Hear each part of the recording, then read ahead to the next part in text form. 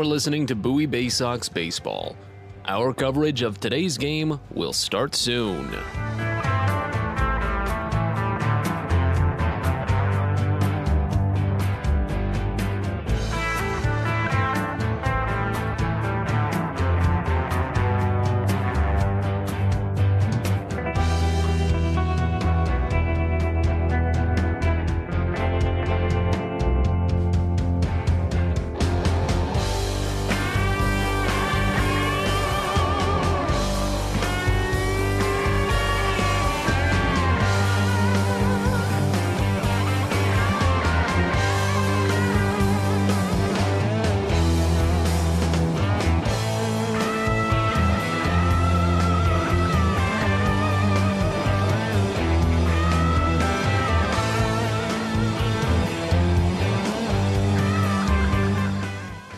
You're listening to Bowie Baysox Baseball.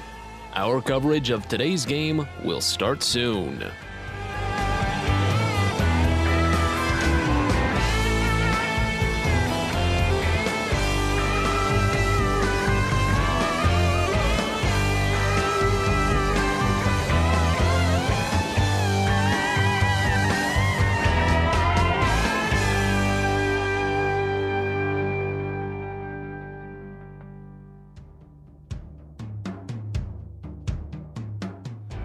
You're listening to Bowie Baysox Baseball. Our coverage of today's game will start soon.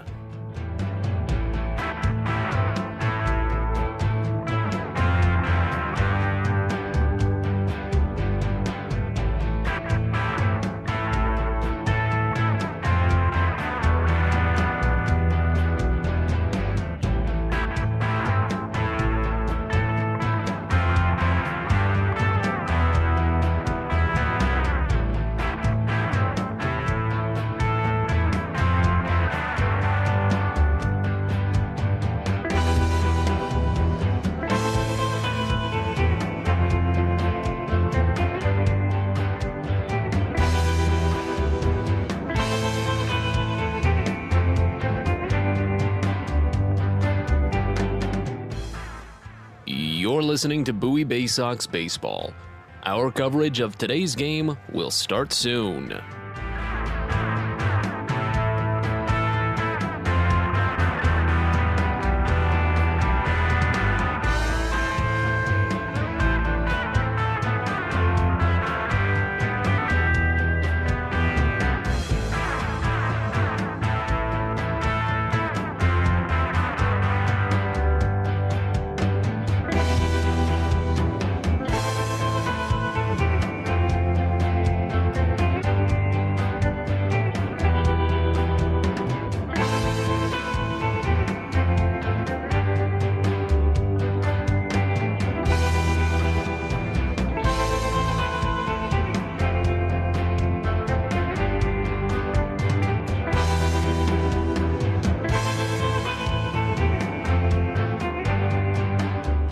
You're listening to Bowie Baysox Baseball.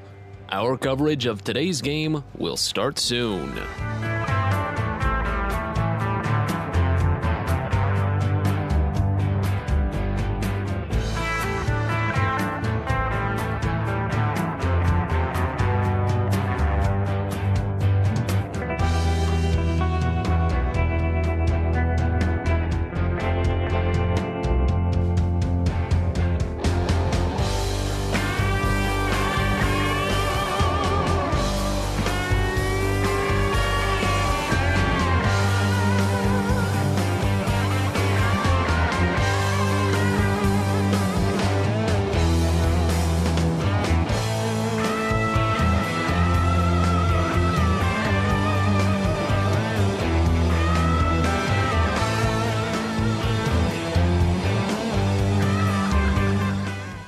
You're listening to Bowie Baysox Baseball. Our coverage of today's game will start soon.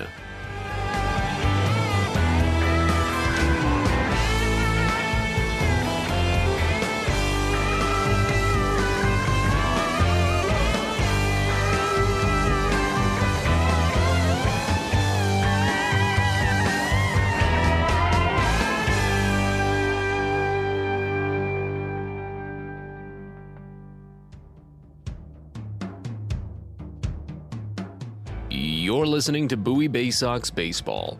Our coverage of today's game will start soon.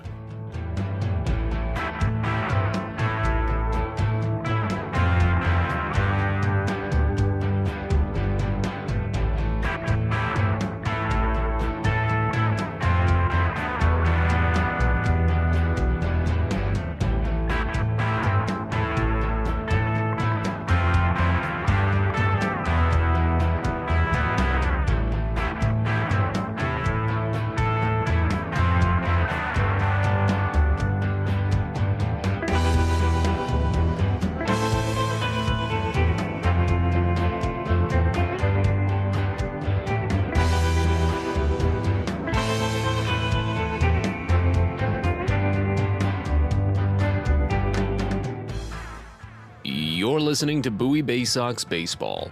Our coverage of today's game will start soon.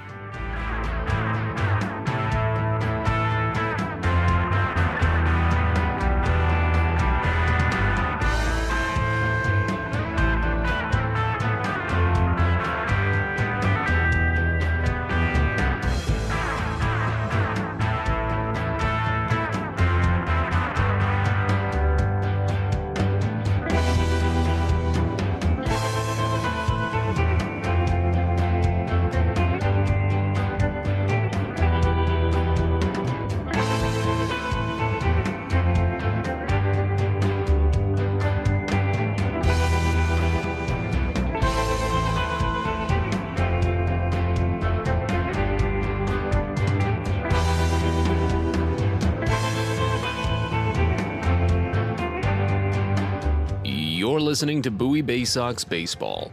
Our coverage of today's game will start soon.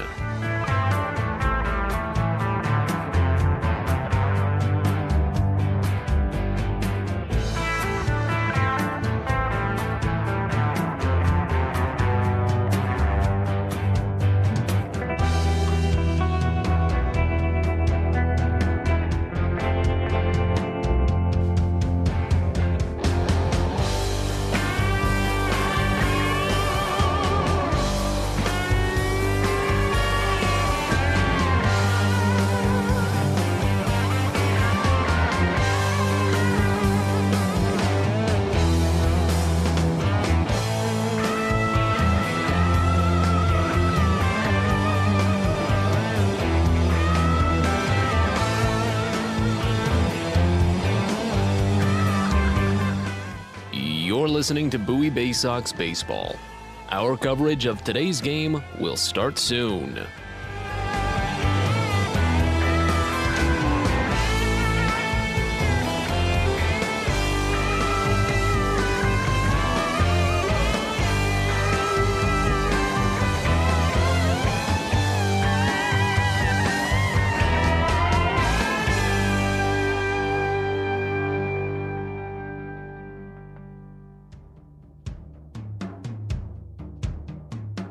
You're listening to Bowie Baysox Baseball. Our coverage of today's game will start soon.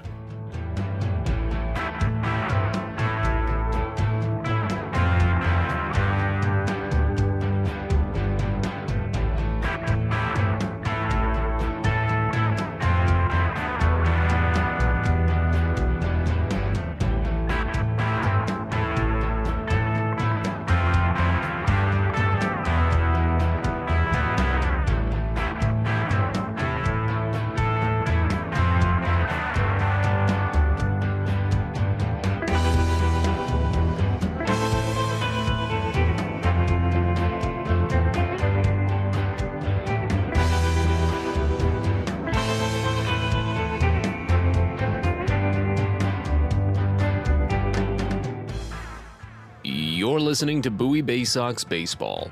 Our coverage of today's game will start soon.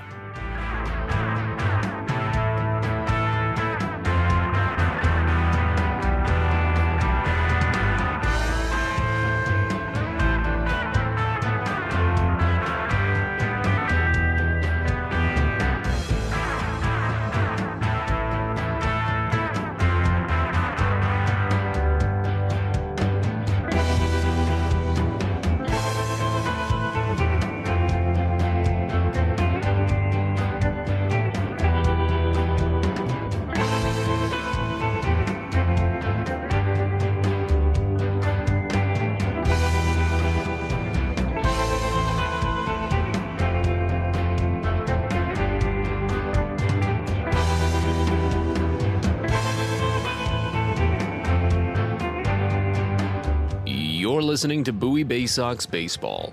Our coverage of today's game will start soon.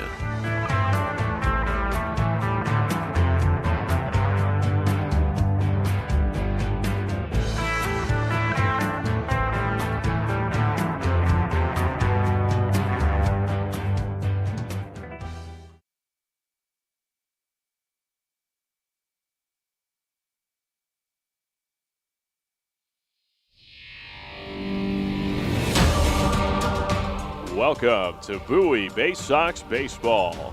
It's time now for the DCA Imaging Systems pregame show.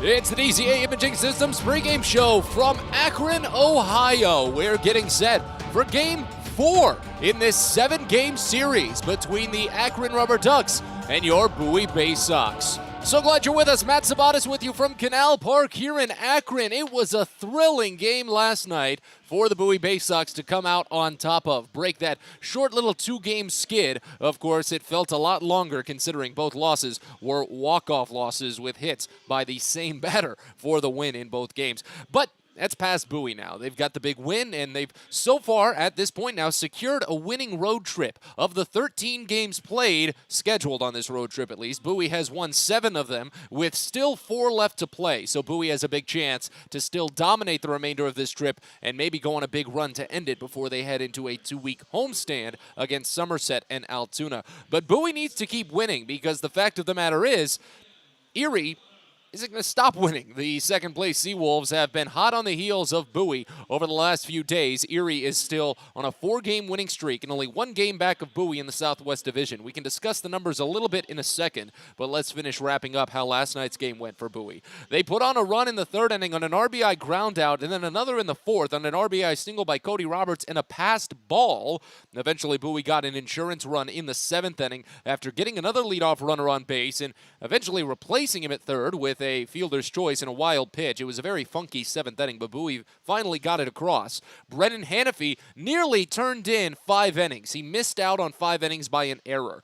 4 2/3 innings with only 1 unearned run allowed for Hanafy. If he'd picked up the win, if he was able to finish the 5 innings, Hanafy would have earned his first win since August of 2019. But it just wasn't meant to be. Bowie's bullpen, though, was still able to back him up. Jensen Elliott, Jake Brzezina, and Connor Lopridge combined to allow just 1 additional earned run. Bowie's bullpen continuing what's been great work. The staff as a whole has been continuing what's been great work. 9 total innings yesterday with only the 1 earned run. Bowie's pitching staff has the best ERA in minor league baseball in the second half at 3.09, a 1.10 whip. So you look to see that continue today as we prepare for today's game with the numbers, getting you set up for Game 4. Bowie comes in for game number 105 on the season, a 52-52 record on the year, a coin flips odds, and a 1-game winning streak for Bowie, but they're 8-2 over their last 10 games. 24-30 when playing on the road. Akron also comes in for game number 104 this season, a 57-46 record. They're on a 1-game losing streak, but they have still won 7-3 over their last 10. The Rubber Ducks are 31-23 when playing in front of the home crowds here at Canal Park. Bowie is 25-10 in the second half in the Eastern League. That is the best record, while Akron is 17-17. Bowie leads the 6-team Southwest Division, and Akron is in 4th place, well, actually tied for 3rd, but Altoona does have the tiebreaker with them if it ever comes down to something like that, and Altoona does have more games played. Altoona is 18-18, but they are both 7.5 games behind Bowie in the Southwest Division standings. Erie is the team in 2nd place, the closest to Bowie, only 1 game back of the Baysox at a 24-11 record. Both teams today will be playing at 7:05, so of course, as per usual, we'll be playing the scoreboard watching game. Your starting pitching matchup for today's game features Tanner Burns going for Akron, while Justin Armbruster tosses for Bowie. You want to talk about swing and miss stuff lately, you're talking about Justin Armbruster. Among qualified pitchers in the Orioles organization, and that's full season qualified, not talking about the Complex League or the Dominican American Summer League. Among qualified pitchers in the Orioles organization, Armbruster has the highest swinging strike rate in the system, 15.3%. So that's about 1 out of every 6-ish pitches he's throwing, and it's swung on and missed. That tells you how great of a pitcher he's been with his fastball and slider this year. Armbruster is coming off of 5 scoreless innings against Harrisburg his last time out. He's on back-to-back starts for Bowie, or actually 3 consecutive starts now, after spinning in that short little run of relief appearances, backing up Matt Harvey and then Kyle Bradish. But he's still been pitching fine. His worst appearance of the season did come against Akron, but that was partly because of a change in his schedule. There was a rainout on Saturday when Ryan Watson was originally scheduled to pitch back in July, but because of the rainout, Watson's start got pushed to Sunday, and Armbruster's Sunday start got pushed into a relief role. So obviously not the worst thing for a guy that has bounced between relief and starting this season, but on such short notice, it can kind of affect you, and it all depends on maybe when you come into the game as well, especially when you're going up against a lineup that was maybe crafted for a different pitcher. There's a lot of different factors there. It hopes that today Armbruster can put together a clean performance against the Ducks. He did give up a home run to Brian Rocchio the last time that these two teams faced, but he's playing well so far. It was Armbruster tossing the 5 scoreless and only giving up 3 hits. He struck out 12 batters over his last 10 innings, has only walked, well actually he hasn't walked any in those same 10 innings. It's just a great strikeout to walk ratio for Armbruster. You always got to like what you see there. As Tanner Burns gets the start for Akron, he's been plagued by short outings this season, only finishing the 5th inning 3 times out of his 14 starts this year. He's been a fly ball pitcher, and those efforts have finally started to hurt him, as he's allowed 9 home runs overall this season, but 8 home runs in just his last 23 2/3 innings. So they finally started to leave the park a little bit more, as he's left them up more often through the year. Burns was unable to finish the 5th inning against Bowie back in April when he made his first start against the Baysox, but then he held them to only 1 run on a sacrifice fly, so it wasn't that bad. He just didn't go too far. He did turn in his best start of the season against Bowie back in July. It was a quality start. He tossed 6 innings for the only time this season, but he was the tough luck loser. That quality start featured 2 solo home runs by Joey Ortiz, and Bowie won the game 2-1 in just an hour and 52 minutes. It was a speedy contest at Prince George's Stadium. There's no other way to really dissect that one other than just a fast one and a fun one. Garrett Stallings picked up the win for Bowie in that one, following Brennan Hanafy, who had tossed 3 innings. I think that was Hanafy's first start back from his time spent on the injured list with Tommy John. But it will be interesting because the number 20 prospect, Burns, does get up there into the mid to high 90s, sometimes touches 97, and also sports a strong curveball. So Bowie will need to keep their wits about them. We speak of Brennan Hanafy, and he pitched well last night. 4 2/3 innings, was 1 error away from picking up the win, and he's going to be our guest next. As we continue on with the DCA Imaging Systems pregame show, we chat with Hanafy and get his thoughts on the journey that it's been since he last pitched professionally in 2019 before the lost COVID year and the lost 2021 due to Tommy John surgery. So Brennan Hanafy joins us in a second, so stick around. You're listening to Baysox Baseball. From sprains to stitches, sore throats to stomach aches, and pulled muscles to poison ivy, care is around the corner at Patient First. Walk in to see a doctor from 8 a.m. to 10 p.m. every day of the year. X-rays, lab tests, and prescription drugs are on site, and most major insurance plans are accepted. For routine illnesses and injuries, Patient First is here for you. Patient First, the name fits. Patient First, proud partner of the Bowie Baysox, open 8 a.m. to 10 p.m. every day. Celebrate your Chesapeake pride on Friday, August 19th as the Baysox host Maryland's Baytoberfest at Prince George's Stadium. All things Maryland presented by Royal Farms with an upcoming special Baytoberfest beer stein and ticket package available. And with a big chance to celebrate all things Maryland, it wouldn't be complete without your very own Maryland flag-designed Baysox hat with Adley Rutschman and his number 35 patched on the side. It's the Maryland Baytoberfest and the Adley Rutschman hat giveaway Friday, August 19th at Prince George's Stadium. So get your tickets at baysox.com. Ever Everyone deserves a great smile, and Rad Orthodontics is here to help you, Bowie Baysox fans. Rad Orthodontics accepts most insurance, and whether it's braces or Invisalign aligners, anyone can get the smile they've always wanted with our flexible payment options. With 2 of the country's leading orthodontists right here in the DC area, we love to see Baysox fans smile with confidence. So get that amazing smile you deserve. Visit radsmile.com today and book your free consult. That's radsmile.com for Rad Orthodontics, official smile provider of the Bowie Baysox.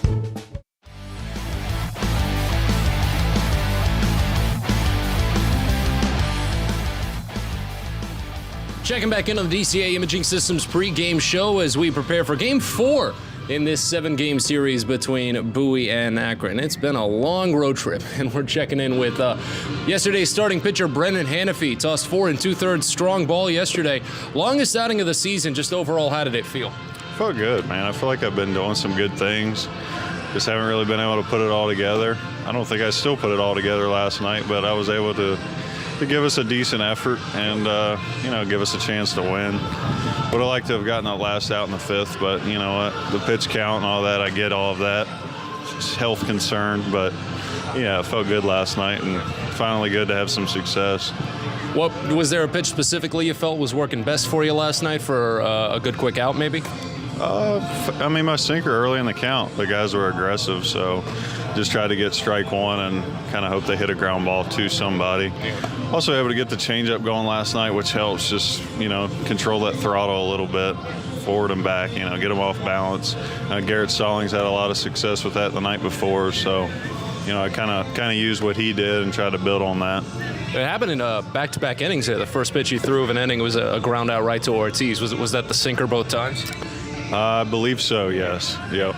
As we continue on with Brendan Hanafy here on the DCA Imaging Systems pregame show. We were pulling for you on the broadcast to get that 5th out too. It'll be a special moment once it comes back to that 5 scoreless next time through. But what is going to be next for you in the development? Is it just extending more of that distance and getting further and further into each individual outing? Is that what you and the coaching staff are kind of anticipating? Yeah, it's just, I guess not really keeping to a routine, but, just building on each outing, and it's doing it for 2 2/3 well, then it's doing it for 3 1/3 well, then it's doing it for 4 2/3, and then trying to get to, maybe 5, possibly 6 by the end of the year. Just keeping up with the routine, staying healthy, but, also trying to get better and progress as the season goes. How much have you kind of intermixed from missing 2021 up until now on maybe the rehab trail while at the same time trying to add on to your development and trying to grow? What would you say a good blend of that has been like? Right, and I also missed 2020 with the COVID year, obviously, I pitched at home, which was not quite AA competition, but, it's been a tough road, man. It's just getting the feel back, and baseball's the hardest game to replicate a game situation. You can get all the bullpen reps, all the catch play reps you can get, but until you're on a mound with a hitter in the box and an umpire behind the plate, man, those are the reps where you actually develop, I think, and it's the biggest thing. And unfortunately for 2 years I haven't been able to get any of those, so it's been a long road. It's tough. You're trying to feel things back. You're trying to get better, but you're also trying to get a AA hitter out at the same time, which, You've been doing a pretty good job at that so far, at least. I've had my ups and downs for sure, but, it's been fun. I'm enjoying it. The team being, we're winning games, we're having fun. That helps the most, even when times were tough, and I'm sure they'll be tough again, but, having a group of guys, the coaching staff, man, it's a fun group, so that definitely helps. You mentioned that Garrett Stallings was getting a lot of success with his changeup the night before, and you tried to maybe incorporate some of that into your approach. What led to that intuition? Was it something that you were watching as Stallings was going through? Is it something that he maybe told you, or maybe something on the game review the next day? Yeah, me and Stallings are pretty tight, man. So obviously when he pitches, I watch pretty closely because we do, we might not have the same exact stuff, but if I had to put my stuff against anybody else, him and mine are probably the most similar. So I pay attention when he pitches and, see what guys do off of him and try to get an idea of how he how he's getting guys out. But we do talk a lot, after the outing as well. And, before I went out, I kind of asked him a couple questions about a couple guys. And, I feel like he always gives me a straight up answer. He doesn't beat around the bush. He's a good guy, and happy to see him have success again as well. Did the two of you guys know each other by chance before getting to the Orioles? Because you're both Virginia guys. Yeah, we are Virginia guys, but I didn't know him. Yeah. And we kind of just clicked when we first met. And was he here last year? I think for a short spell. Yeah, maybe. But yeah, spring training at least, we hung out a lot. And then this year, as soon as I got back, I think he was the first one over to my locker, and we've just kind of hit it off ever since. That's great to hear. As we wrap things up here with Brendan Hannafy on the DCA Imaging Systems pregame show, two quick things that I usually like to ask, especially of pitchers. Who would you say has, in quote, the nastiest pitch on staff? Ooh, it's a tough one. I like the Prizzy changeup, man. Okay. Yeah. That one's fun. It worked well the other night. It did. Yeah, I like Prizzy's an awesome dude, man. Even better changeup. Yeah. But yeah, I think I'm going to give it to him. But that's a tough question on the spot. Yeah. And then maybe a bit of an easier one. After a long day at the park, especially on one of these long road trips, you get back to the hotel, or maybe you're on the bus on the way back. You put on Netflix. What's been your go-to show lately? Even if it's not on Netflix, any streaming service, what's been your go-to show to kind of wrap up the night? Well, I'm rooming with Greg Cullen, and we're big sports guys. Okay. So we've watched the Jeter doc a couple nights. We've watched Hard Knocks. We watched the first episode of Hard Knocks, and then just a couple random comedy movies, man. But all right, man. What a trip he is. He's a good personality. Brendan, thank you so much for the time. I really appreciate it. Thank you. That's Brendan Hannafy here on the DCA Imaging Systems pregame show. We'll step aside. Be back in a bit. You're listening to Baysox Baseball.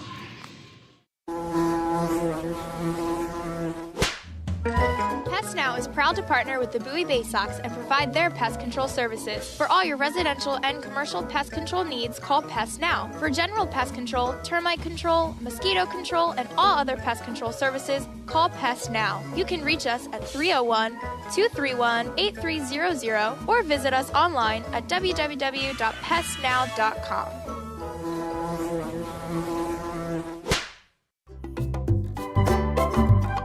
Hey kids, the Baysox Futures Club is the best way to be a fan of the Baysox, and it's completely free for kids ages 3 through 12. Futures Club members get access to special members-only events, discount ticket offers, and free gifts for just signing up. Parents, head over to Baysox.com to sign up your kids, so don't miss out on all the promotions and giveaways at Prince George's Stadium this season and next. The Baysox Futures Club. Sign up now at Baysox.com.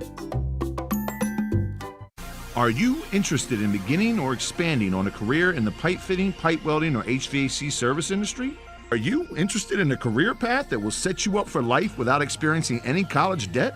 If you are interested in these things and you live in the D.C. area, the Steamfitters UA Local 602 Apprenticeship Program is the best choice for you. For more information about our apprenticeship program and how to apply, please visit steamfitters-602.org. That's steamfitters-602.org.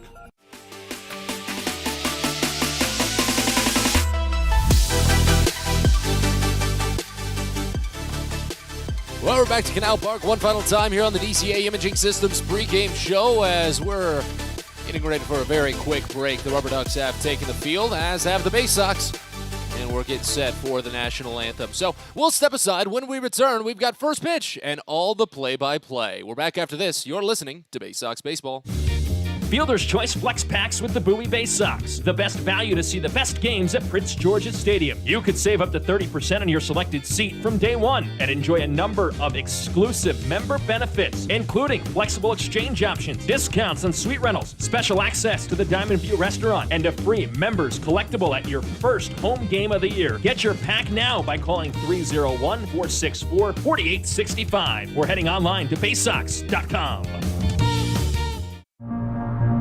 At DCA Imaging Systems, we provide a tenured team of office technology professionals ready to be your trusted advisors. From document creation, output devices, scanning and workflow, to document security and storage, we understand people print. not printers. Give DCA Imaging a call, 301-577-1021, or find out more about how we can help you. DCAimaging.com. DCA Imaging Systems, office technology made easy.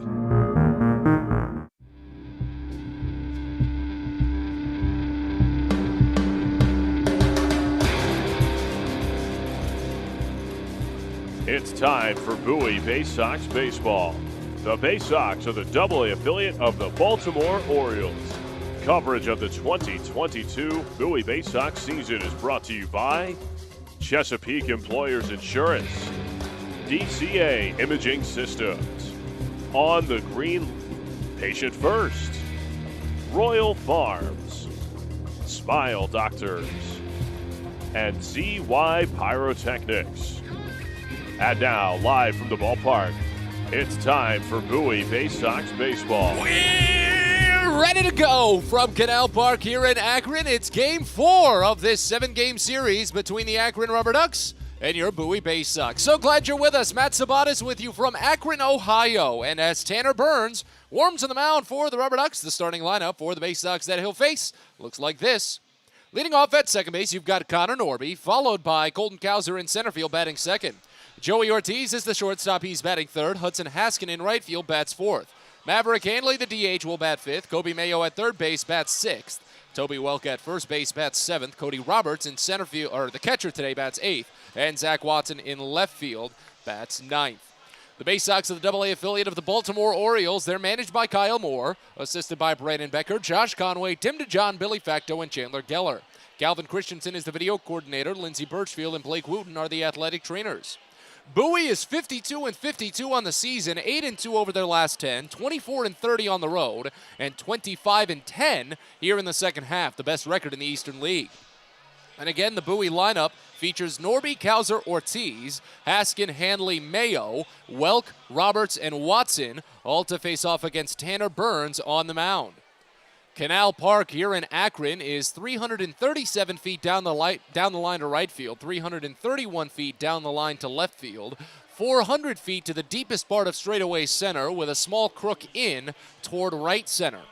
As Connor Norby crosses over behind home plate and steps into the batter's box, hitting .258 this season and .878 OPS in 32 games played, 7 doubles and a triple, 8 home runs, 16 runs batted in. As the shadows push across the left side of the infield dirt, the right side, and the infield grass, all taking in the sunlight. Right field in some sun as well. Burns grabs some rosin from the base of the mound, climbs the hill, foots the rubber, kicks and fires the first pitch. It's a fastball, misses down, and it's ball one. We're underway at 7:06 p.m. on a 76-degree sunny day here in Akron with a very mild breeze out toward left field. It's been a bit gusty at points, but it seems to be calming down. As the 1-0 pitch comes into Norby, and it's muscled up the middle, a base hit.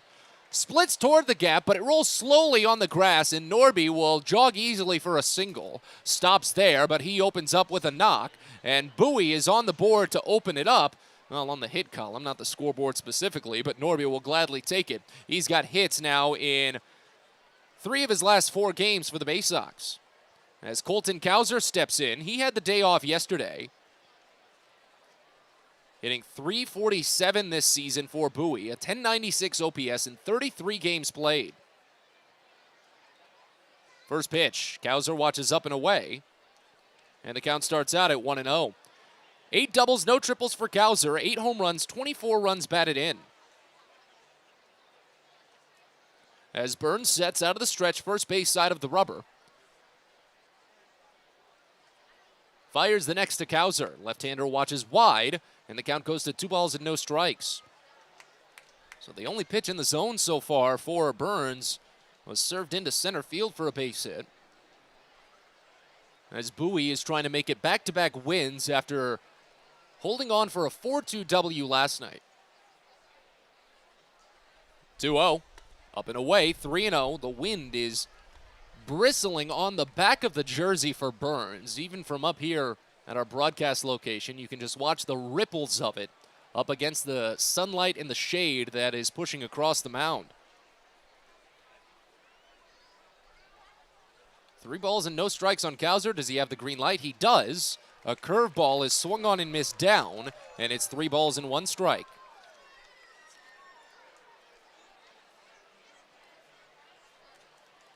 As Bowie lost the first 2 games of this series, but they're trying to tie up the 7-game set now. As the 3-1 comes in, and Cowser swings and gets a piece, hits off of the mid of the catcher. High fastball at 92 when the count runs full. Burns can come at you with some decent heat, varies his velocity a good amount.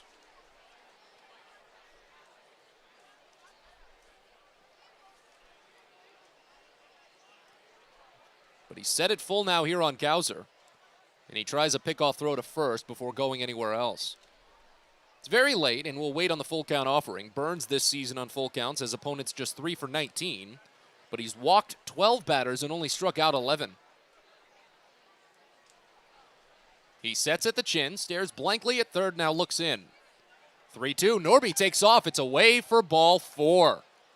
Eric Rodriguez, the catcher, was ready to fire to second base, but it was worthless as Cowser draws the full count walk, puts Norby at second base anyway, and now Joey Ortiz will step in, trying to give Bowie the early edge as they've got runners at first and second with no one out here in the top of the first inning.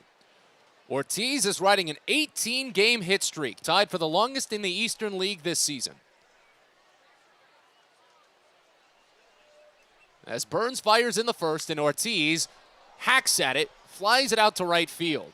Quentin Holmes is ranging, now moving hard to his left and makes the catch. He throws the ball while falling over to try and keep Connor Norby from tagging. Fortunately, it was on a pin to third base, but Holmes looked a little bit shaken up trying to follow that ball in the gusty skies and getting the throw in, but Ortiz flies out, and there's 1 away. Let's finally tell you about the rest of the defense for Akron. From left to right in the outfield, you've got Micah Pries, Chris Roller, Quentin Holmes. Reynel Delgado is at third. Brian Rocchio is at short. Daniel Schneemann is at second base. John Kenzie Noel is at first. And Eric Rodriguez catches behind the plate for Tanner Burns on the mound. As Hudson Haskin digs in, right-hander hitting .271 and .838 OPS. First pitch, Haskin watches a called strike. Curveball on the lower inside corner. It's 0-1. Bowie does not want to replicate what they did 2 nights ago. Baysox loaded the bases with no one out in the first inning and were unable to score. Of course, they didn't load the bases before an out was recorded, but they had a runner in scoring position, the 0-1. Haskin watches it skip in, and the count runs even at a ball and a strike. Hudson Haskin this season has 20 doubles and 3 triples, 11 home runs and 40 runs batted in. He and Joey Ortiz have been tied at 11 home runs each for a little bit now since the Harrisburg series. A ball and a strike with runners at first and second, 1 away. Here's the 1-1. Haskin gets a piece on a curveball, but it goes back into the mid of the catcher. Count to a ball and 2 strikes. Bowie went down in order in the first 2 innings last night, but then snuck a run across on an RBI ground out in the third. Had an RBI single in the fourth, and another run scored on a passed ball. That turned out to be the game's winning run. The 1-2 pitch. Haskin flinches on an up-and-in fastball. That one came near the fingertips on the barrel of the bat.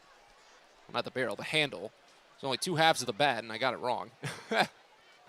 Count goes even at 2.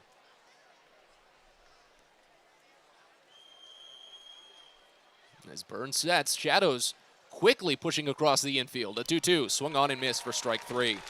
Curveball high, and Burns strikes out Haskin to get back in command of this inning. His first punch out, and there's 2 away. Umpiring crew for today's game, Tim Detweiler is over at third base, Gabe Alfonso is at first, and Louis Krupa is the crew chief. He's calling the balls and strikes behind home plate. As Maverick Hanley digs in, DH today is batting .233 with a .771 OPS in 61 games played. 11 doubles, a triple, 8 homers, 38 runs batted in.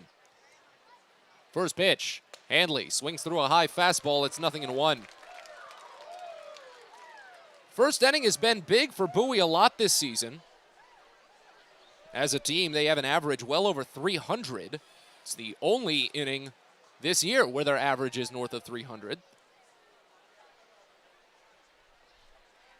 As the 0-1 comes home and Hanley swings at a curveball down and away, it's already 0-2. But Bowie also has the most runners left on base in the first inning this season. They have the most runners left on base in the entire Eastern League. But a lot of them come in this first inning. But Bowie is running up pitch counts early on starting pitchers, and of course that does help them in later innings. The 0-2, swing and a miss for strike 3. Breaking ball up and away. Bowie gets a single and a walk to open the inning, but they can't bring anyone home. Bottom of the first coming up in Akron. Bowie nothing. Akron coming to bat. You're listening to Baysox Baseball. At Luminous Health, we want you to feel your best. This summer, take the time to catch up on your annual health screenings. Visit us at our Anne Arundel Medical Center, Doctors Community Medical Center, or one of our primary care offices in your neighborhood. At Luminous Health, you are the MVP. Learn more at luminoushealth.org. When your commercial plumbing project calls for a job done safely and on time, then your job calls for the plumbers of Local 5 Washington, D.C. Local 5 will always deliver the most skilled and well-trained plumbing craftsmen in the DMV. If you're a contractor who needs safe jobs done well, you need the plumbers of Local 5 Washington, D.C. Start your partnership with them today. Visit local5plumbers.org. That's local5plumbers.org.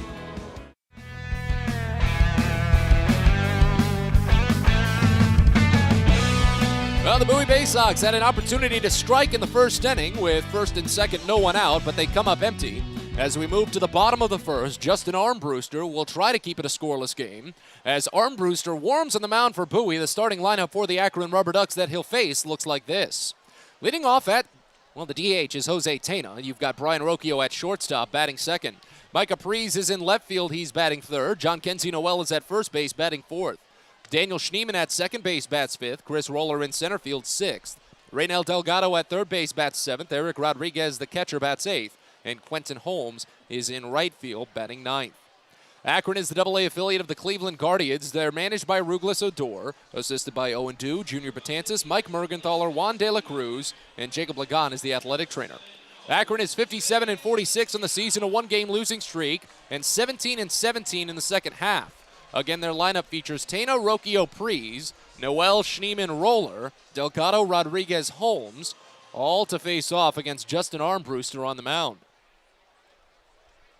As the left-hander Tena digs in, a .260 average and a .684 OPS in 92 games, Armbruster sets up at the chin and fires the first pitch home. It's a breaking ball, misses down and away, 1-0 to start. 19 doubles and 4 triples for Tena, 7 home runs, 42 runs batted in. Here's the next. Misses wide, and the count goes to 2 balls and no strikes. Plenty of left-handers always in this lineup for Akron. They even have one on the bench in Julian Escobedo, who's been plenty in this series, but 5 lefties in the lineup as the next pitch is fouled off behind the screen. Count runs to 2 balls and a strike now. The first inning has just been consistently tough for Bowie over the last few weeks. They finally slayed some of their demons on Sunday as the 2-1 pitch just misses above the letters, runs the count even at 2. When Bowie scored 9 runs in the first inning against Harrisburg en route to an 18-1 victory. But since they only gave up 1 run, you feel like those runs could have been spared elsewhere as the 3-1 moves outside for ball 4. Tena leads off by drawing a walk. He's not a big walk candidate, and Justin Armbruster is not a big walking pitcher. That's only the 5th walk he's allowed in 34 2/3 innings. That's only the 19th walk that Jose Tena has drawn in 93 games. Hopefully it doesn't turn into a sign of things to come, as the first pitch to Brian Rocchio is a curveball called for strike in the lower inside corner. It's 0-1. .265 average for Rocchio, a .788 OPS in 90 games. 19 doubles and a triple, 12 homers, 43 runs batted in.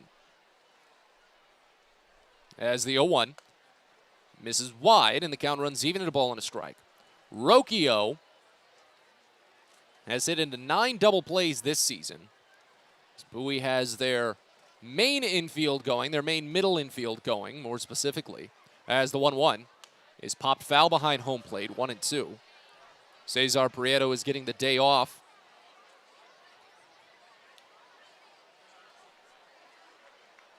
Kobe Mayo is at third base today for that. It's his 4th game at third this year, but it's still Joey Ortiz and Connor Norby anchoring around second base. We'll get you the full defense in a second as the 1-2 pitch is swung on and bounced to short. Could be 2. Ortiz picks it, takes it to the bag himself, fires a bit low, and it's in time. Toby Welk did have to slide a little bit off the bag after finally corralling it, but he was able to hold on and keep the foot on just in time as Rocchio hits into his 10th double play of the season, 6 unassisted 3. So the rest of that Bowie defense, as mentioned, you've got Zach Watson, Colton Cowser, and Hudson Haskin from left to right in the outfield. Kobe Mayo at third, Joey Ortiz at short, Connor Norby at second, Toby Welk at first, and Cody Roberts catches behind the plate for Justin Armbruster on the mound. Base is empty now. Here's Mike Caprice. First pitch to the left-hander is swung on and missed. Curveball down and inside buckled Pree's wrists as he tried to check his swing, but he couldn't pull back. 0-1 to open.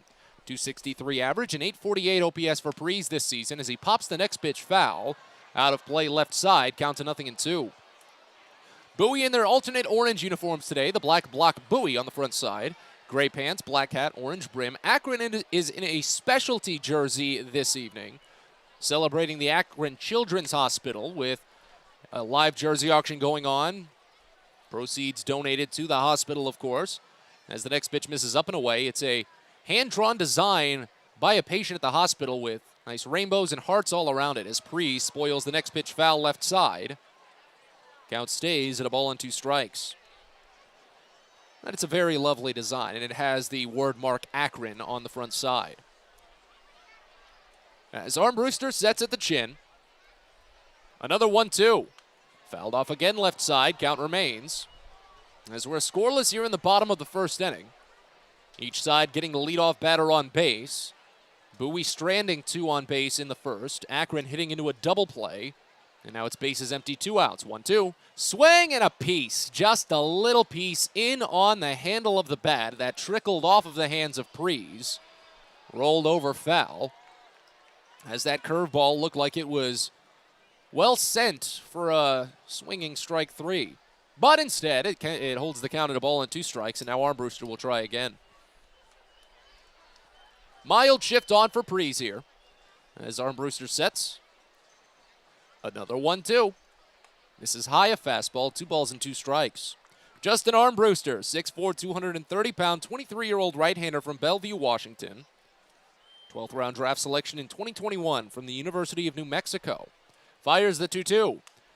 Knuckled foul left side as Prees continues to hold on. That was the 8th pitch of the plate appearance. It holds the count even at 2. 2-0 record for Armbruster this season, a 3.89 ERA in 8 games, 4 starts.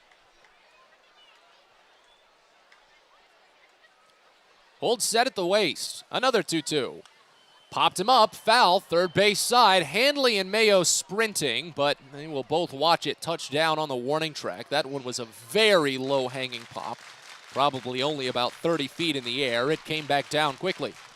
But the count holds. This will be the 10th pitch of the plate appearance. Prees has done the most damage to Bowie all series. Walk-off single Tuesday, walk-off single Wednesday. Had a double and a run scored last night. 2-2, misses wide, and the count fills. So we'll see an 11th pitch. Armbruster this season has opponents just 1 for 10 on full counts. 6 strikeouts, 4 walks. The 3-2, lifted out toward deep left in the corner. Watson ranging, finding space, and he makes the catch. Just up against the warning track, Armbruster finally wins the battle on the 11th pitch. But it's a scoreless first. He faces the minimum and sends us to the second. We're scoreless overall in Akron. You're listening to Baysox Baseball. Well, the Baysox are getting radical on Thursday, August 18th as we go back to the 80s. Get that perm done up, rip off those jeans, and toss on your jean jacket for the 80s Rewind Night. A totally tubular night of the greatest musical decade with live music and beer specials from 5 to 6:30. So head on back to the 80s with the Bowie Baysox on Thursday, August 18th. Get your tickets at Baysox.com. Baseball is a game of specialists. Base stealers, closers, cleanup hitters. Together, they help their team stand out from the rest.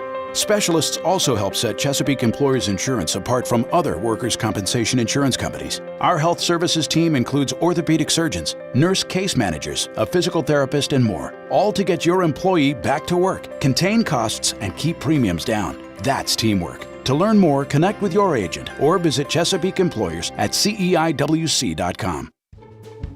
A birthday bash with the Baysox is the best time at the ballpark. Bring your friends and family out to celebrate and be the star of the show. Dance on the dugout with Louie, play games in the stadium, introduce a batter in the game, and you'll even get to have the stadium sing for you. Baysox birthday parties, an unforgettable, one-of-a-kind experience at Prince George's Stadium. Book yours by calling 301-464-4880 or at baysox.com.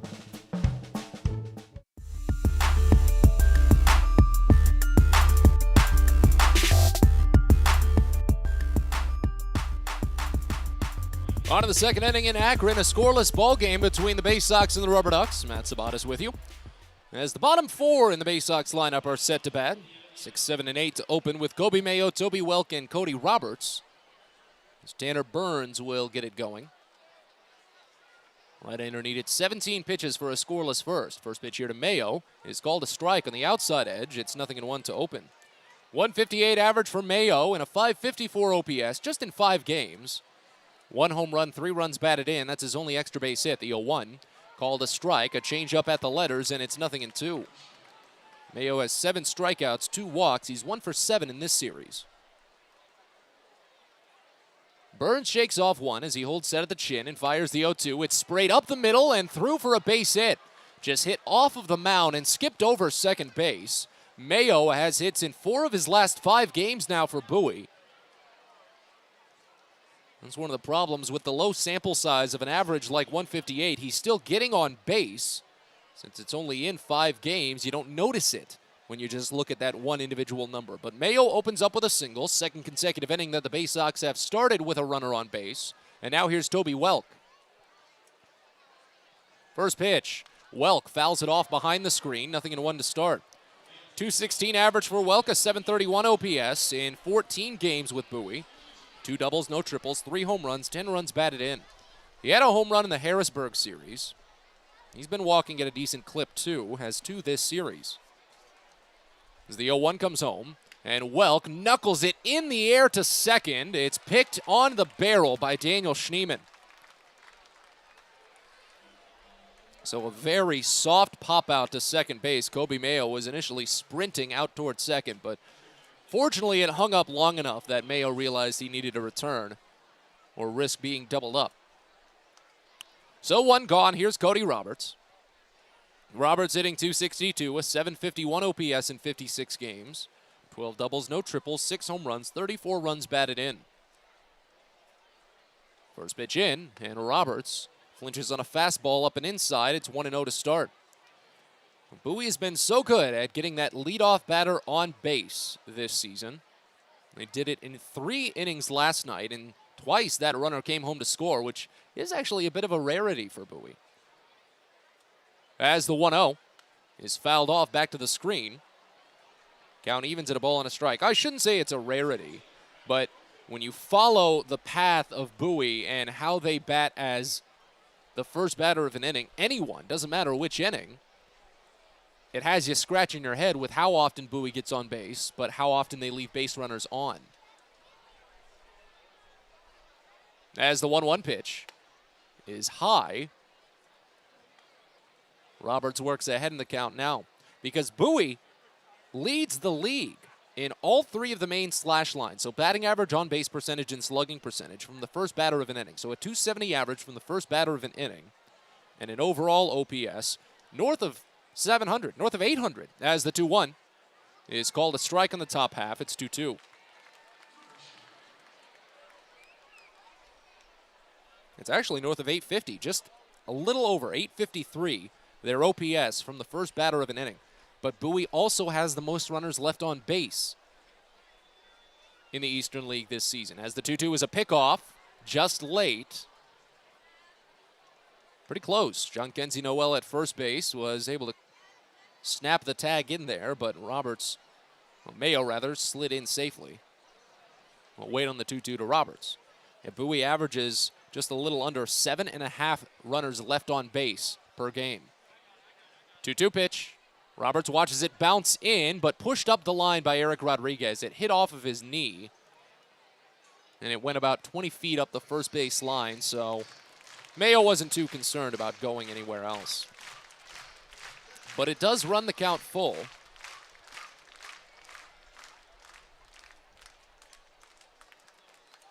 As Burns is up to 27 pitches. Runner at first, one away, the 3-2.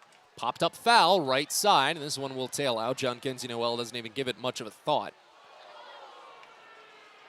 But the count stays full. We'll see if Mayo tries for the takeoff. He's not even attempted a stolen base yet, though, this season with Bowie.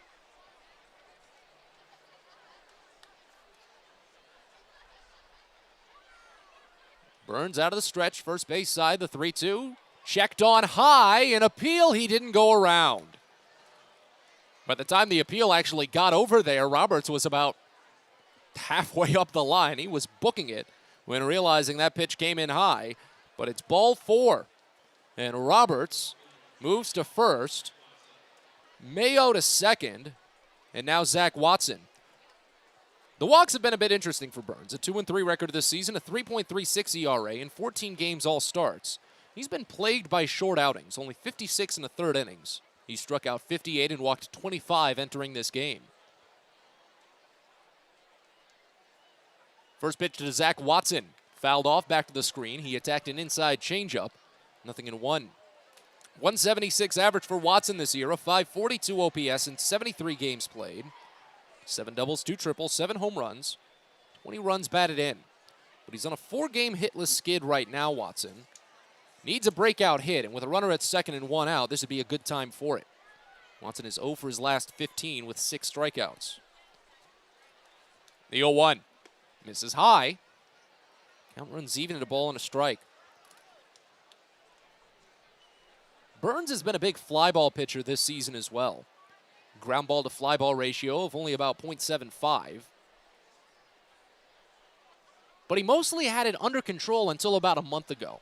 And things really started to fall off as the 1-1 is swung on and missed down, a curveball. Count goes to a ball and 2 strikes. Bowie might have been the team that kind of turned it on him. Not necessarily Bowie, just one specific player. Because in his last 5 starts, Burns has allowed 8 home runs, including 2 to Joey Ortiz back in July. It was Ortiz's only career multi-home run game. The 1-2 pitch, Watson swings and misses on a high fastball. He's down on strikes. Watson has struck out at least twice in each of his last 2 games entering today. He starts today with a strikeout. Burns his 3rd this evening. Second out of the inning, and it goes back to the top of the lineup for Connor Norby, who singled up the middle to open up the game. He was left stranded at second base. First pitch in, and Norby fouls it off of the other batter's box. It's 0-1 to start. Scoreless here in the top of the second inning. Bowie has worked Burns for 34 pitches so far. And they've put runners at first and second in both frames so far. I just want to see that attack come full circle. As the 0-1 misses high, and the count evens. Or I guess you could say full diamond, since it's not really a circle, it's a diamond. Again, gotta tell myself dumb jokes sometimes. Ball and a strike on Norby. Pitch. Swing and a miss. Good slider inside, and it's 1-2. So Mayo at second base, Roberts at first.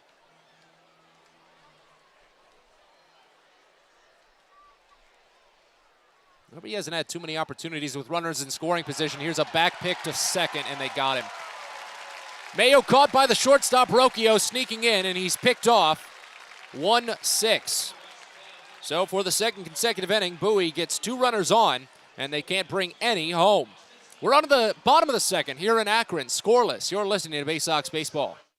Sky Shooter Displays by ZY Pyrotechnics will be lighting up the sky with top-of-the-line fireworks shows following Baysox games all season long. We will give you the best bang for your buck. Sky Shooter Displays include traditional shows, true pyro musicals, custom choreographed plays, and much more. The night sky is truly limitless, so don't be shy. Give ZY a try. Find out more by calling us at 570-328-1361 or visit us online, zypyrotechnics.com.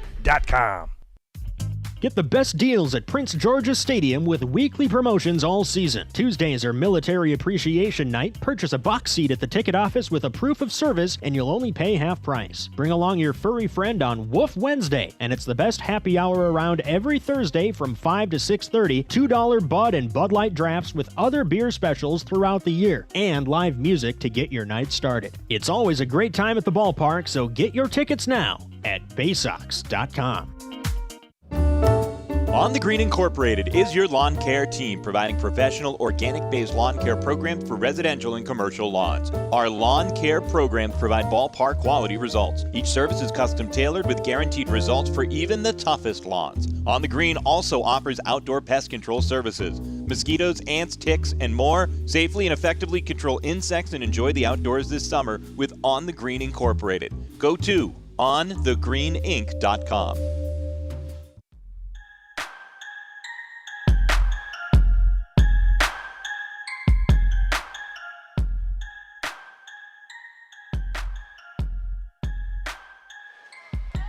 Bottom of the second inning here in Akron, still a scoreless game as the number 4 batter will lead off for the Rubber Ducks. First pitch in from Justin Armbruster is called a strike. Nice curveball to John Kenzie Noel. 0-1 to open. A 203 average for Noel, a 747 OPS in 32 games played as the next pitch is bounced over to third, taken on one low hop by Kobe Mayo. He charges an easy toss to first base for the out, 5-3. Another good breaking ball there from Armbruster. So now here's Daniel Schneemann. 209 average for the lefty, 580 OPS in 85 games played. 5 doubles, 2 triples, 5 homers, 33 runs batted in.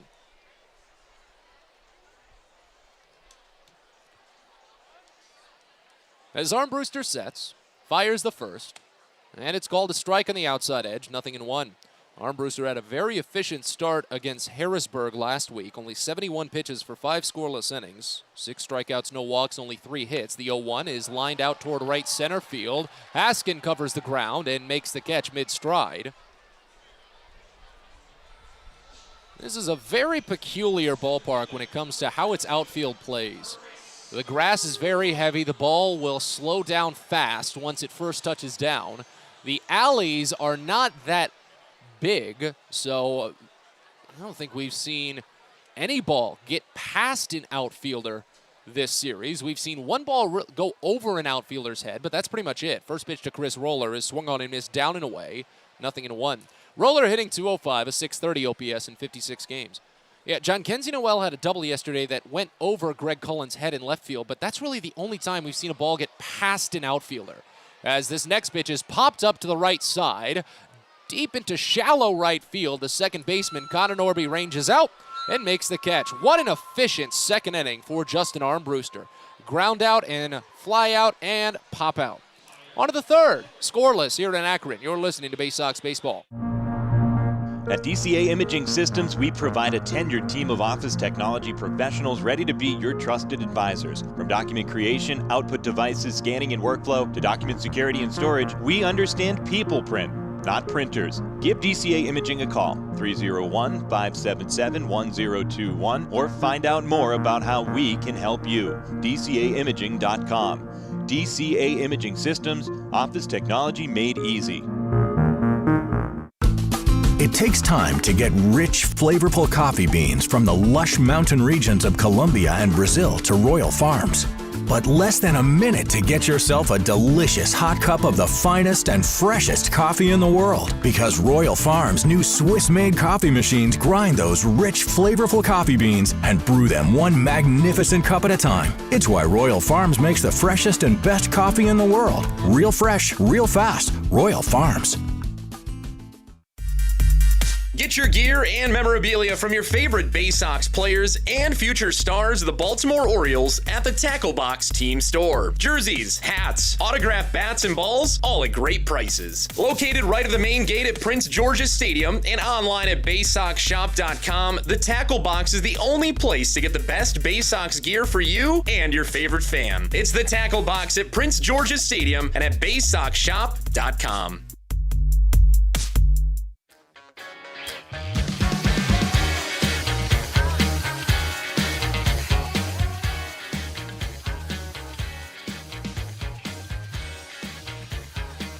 Fans, don't forget about 4 fireworks shows coming to Prince George's Stadium over the next couple of weeks. You've got Friday the 19th, Saturday the 20th, Friday the 26th, and Saturday the 27th, a 2-week homestand at Prince George's Stadium.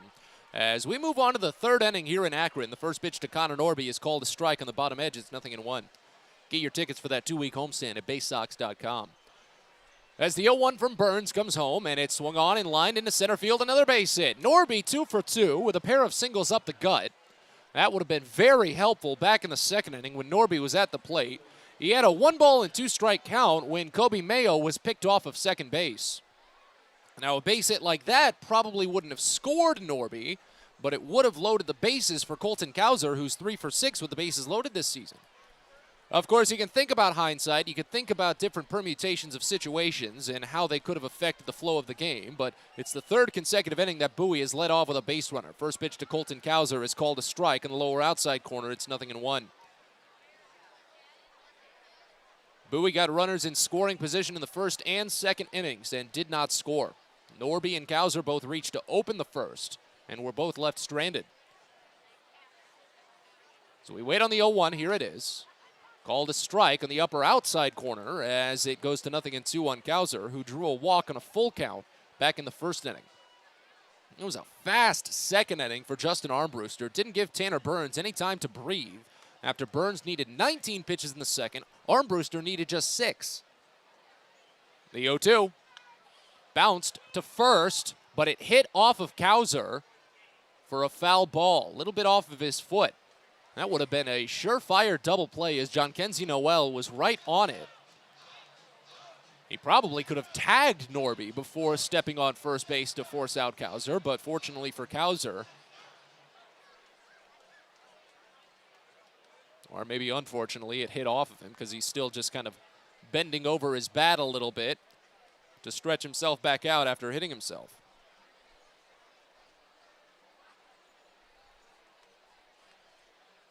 But the count stays at 0-2, and Cowser is fine to get back into the box. As Burns delivers the next, and Cowser watches well high. Fastball runs the count to a ball and 2 strikes.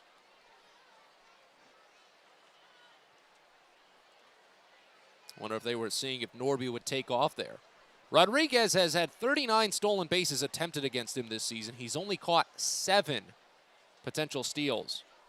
32 stolen bases allowed. The 1-2. Cowser watches high again.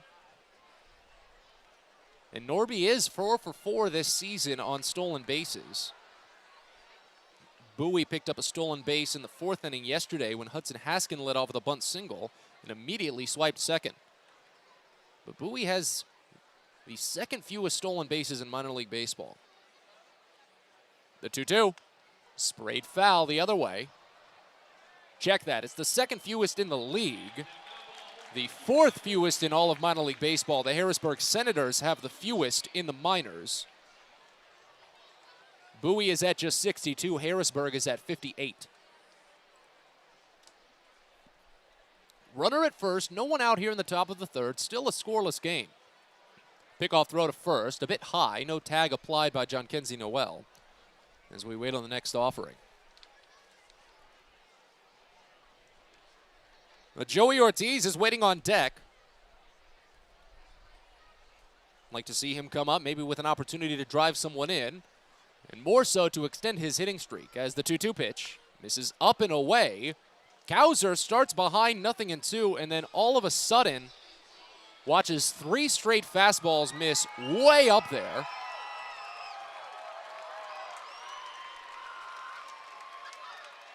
And it runs full, second consecutive PA that Gauser has seen it go full. He walked in the first. Pickoff throw to first again. Does not elicit a tag. Norby did take off in the first inning on Gauser's full count. But of course the pitch was outside, so Norby was granted second base.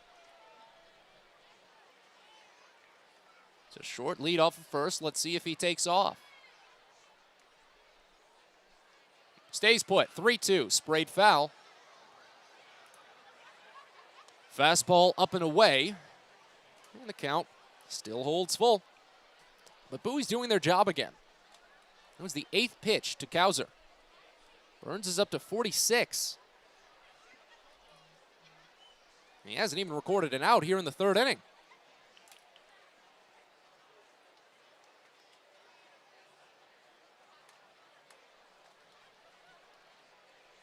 Norby goes, 3-2, ripped up the line, but foul. It's off of the netting right side.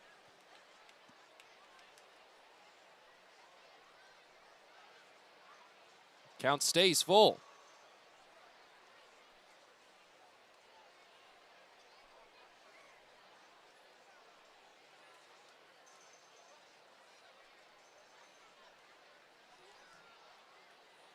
This has been a fun plate appearance, that's for sure. Armbruster won an 11-pitch PA earlier. 3-2 is down and in for ball 4. That was the 10th pitch of the PA. Gauser draws his second walk. It's the third of the day from Burns, and a carbon copy of the first inning. Connor Norby singles up the middle on the second pitch. Colton Gauser runs a count full while Norby tries to steal second and draws the walk anyway. So Bowie basically getting a second chance at driving someone in. Here's Joey Ortiz. First pitch. Ortiz watches down and away. 1-0 to start.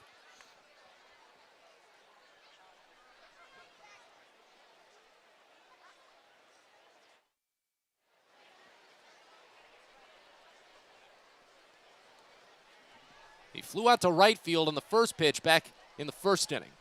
As the 1-0 comes in, and it's popped up right side of the infield. Ortiz tosses the bat a little hard as Schneemann ranges over and the second baseman makes the catch. So Ortiz 0 for 2 on the day, but he started yesterday 0 for 2 as well before collecting a double.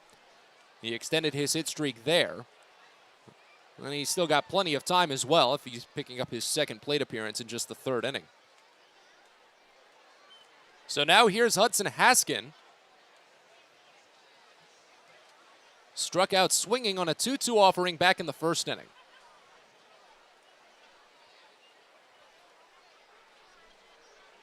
First pitch in from Burns, and Haskin serves it on a line to left center, but too high up.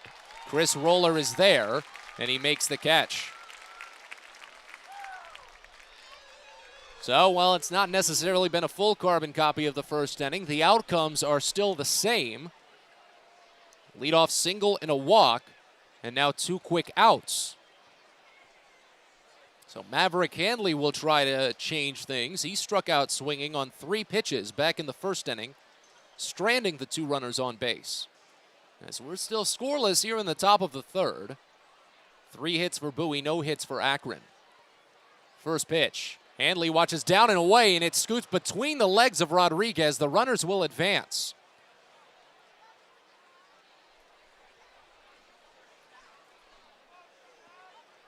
So it's 1-0 to start on Handley as things have been getting a little bit more, don't even want to say wild, but just more wide, especially to the right-handers from Tanner Burns right now. He's still doing fine in terms of overall strike percentage. As the 1-0 pitch comes in, and Handley watches it miss high. Count goes to 2 balls and no strikes.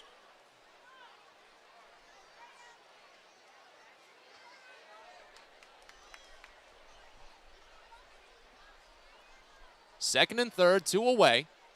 The 2-0 pitch. Handley watches a called strike.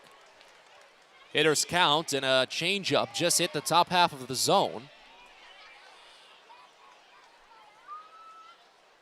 As Cowser leads softly off of second base. The second baseman is close to the bag. Norby off of third. The 2-1. Hanley smokes it foul over to the right side. Count evens at 2 balls and 2 strikes now. As Burns is up to 55 pitches. I said it, he's been plagued by short outings. 14 starts this year, and only 3 of them have seen him finish the 5th inning. 2-2 to Hanley. Swinging a line drive over the glove of Noel into right field. This will score 2. Norby's down. Cowser is down to score. Noel holds up at first base, and Hanley does too. A 2 RBI single for Maverick Hanley, and the Baysox take the 2-0 edge here in the 3rd inning. 2-out hitting for Bowie has really been on the upswing, and I think it's going to be a big factor for the remainder of this series for the Baysox. Hanley has hits in 3 of his last 4 games now for Bowie.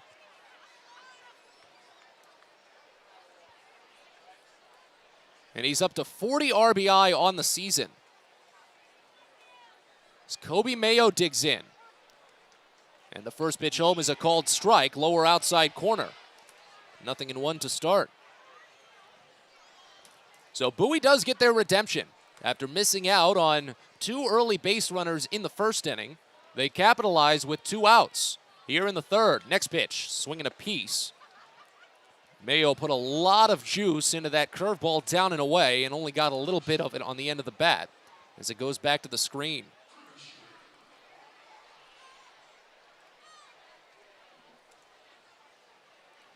Batting with 2 outs this season, Bowie has been fine. They're in the top half of the league, but it's only the 5th highest batting average.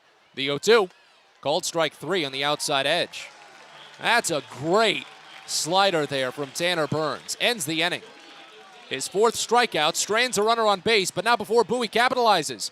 2 out, 2 RBI single by Maverick Handley, and as we move to the bottom of the 3rd, it's 2-0 Bowie. You're listening to Baysox Baseball. Get the best deals at Prince George's Stadium with weekly promotions all season. Tuesdays are Military Appreciation Night. Purchase a box seat at the ticket office with a proof of service, and you'll only pay half price. Bring along your furry friend on Woof Wednesday, and it's the best happy hour around every Thursday from 5 to 6:30. $2 Bud and Bud Light drafts with other beer specials throughout the year, and live music to get your night started. It's always a great time at the ballpark, so get your tickets now at Baysox.com.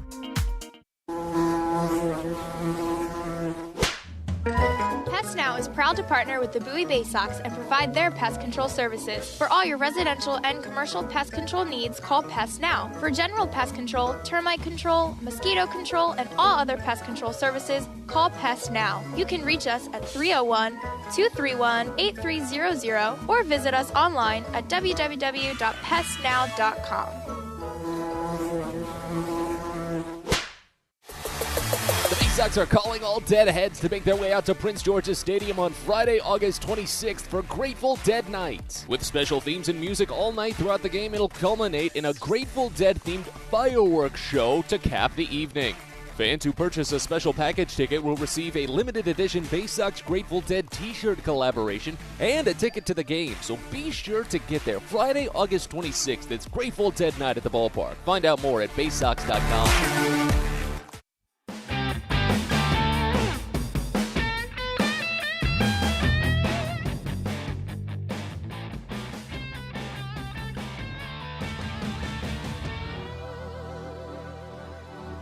Bottom of the 3rd inning here in Akron, following a 2-run spurt by Bowie in the top of the frame.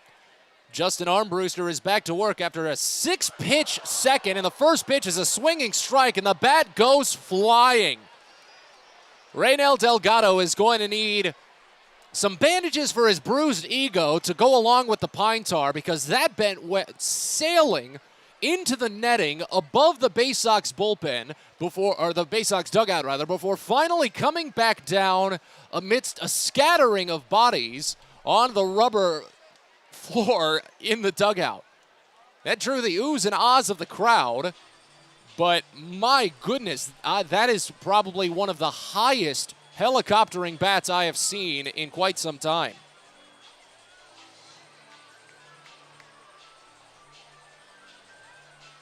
to not even make contact on the ball, too. You lose it that hard.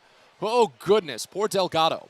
198 average for him this season, a 593 OPS in 34 games, as the 0-1 pitch is called a strike on the lower outside corner. I wonder if someone's gun shy after losing their bat like that. Even though they do get the pine tar to reset themselves and get a better grip, I wonder if you're gun shy about swinging that hard again in the hopes of, not losing the bat, as the 0-2 is sprayed foul into the netting left side.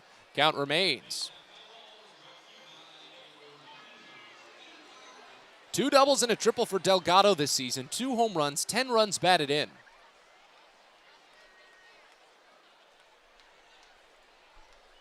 0-2.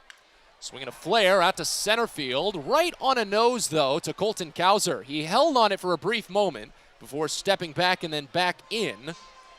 Makes the catch on the line drive, and there's one away. Leadoff batter of the game walked Jose Tena. That was back in the first inning. But since then, Justin Armbruster has been perfect.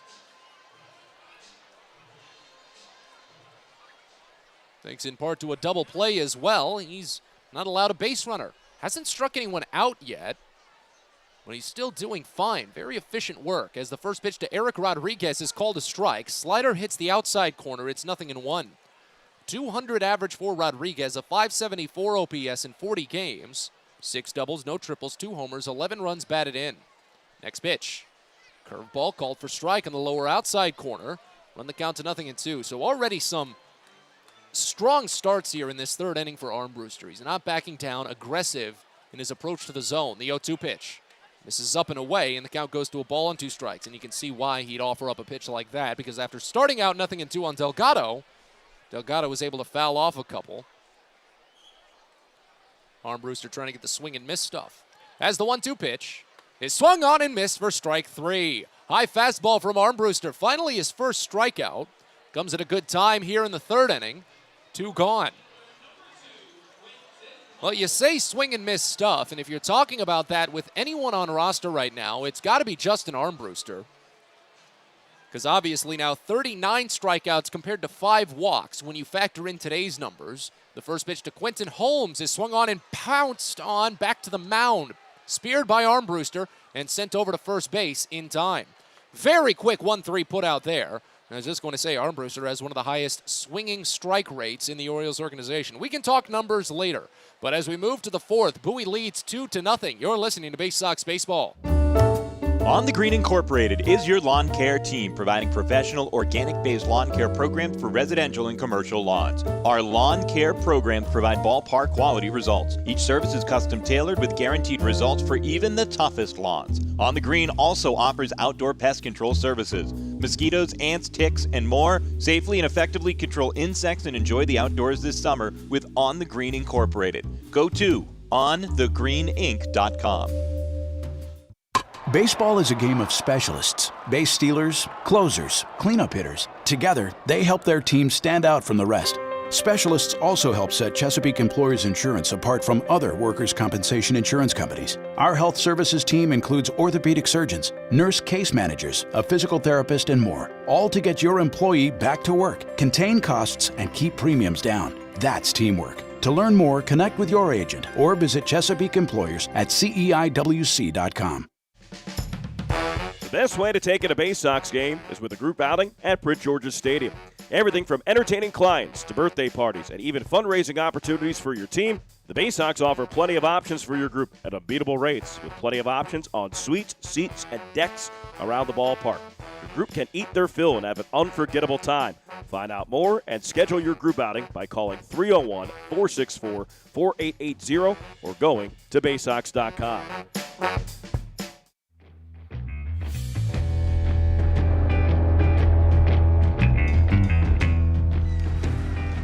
Well, we are in a delay here as we prepare to start the fourth inning at Canal Park in Akron, Ohio. But it's not a weather delay, not a rain delay, and not any sort of unfortunate delay. It's a wholesome and just wonderful delay as you hear the fireworks go off out past left center field. It's a home run for life. In a partnership with the nearby Akron Children's Hospital, the Rubber Ducks are celebrating a few of their patients today. A couple of them threw out the first pitch. One of them designed the jerseys that the Akron Rubber Ducks are wearing right now that will be auctioned off, with the proceeds benefiting the hospital.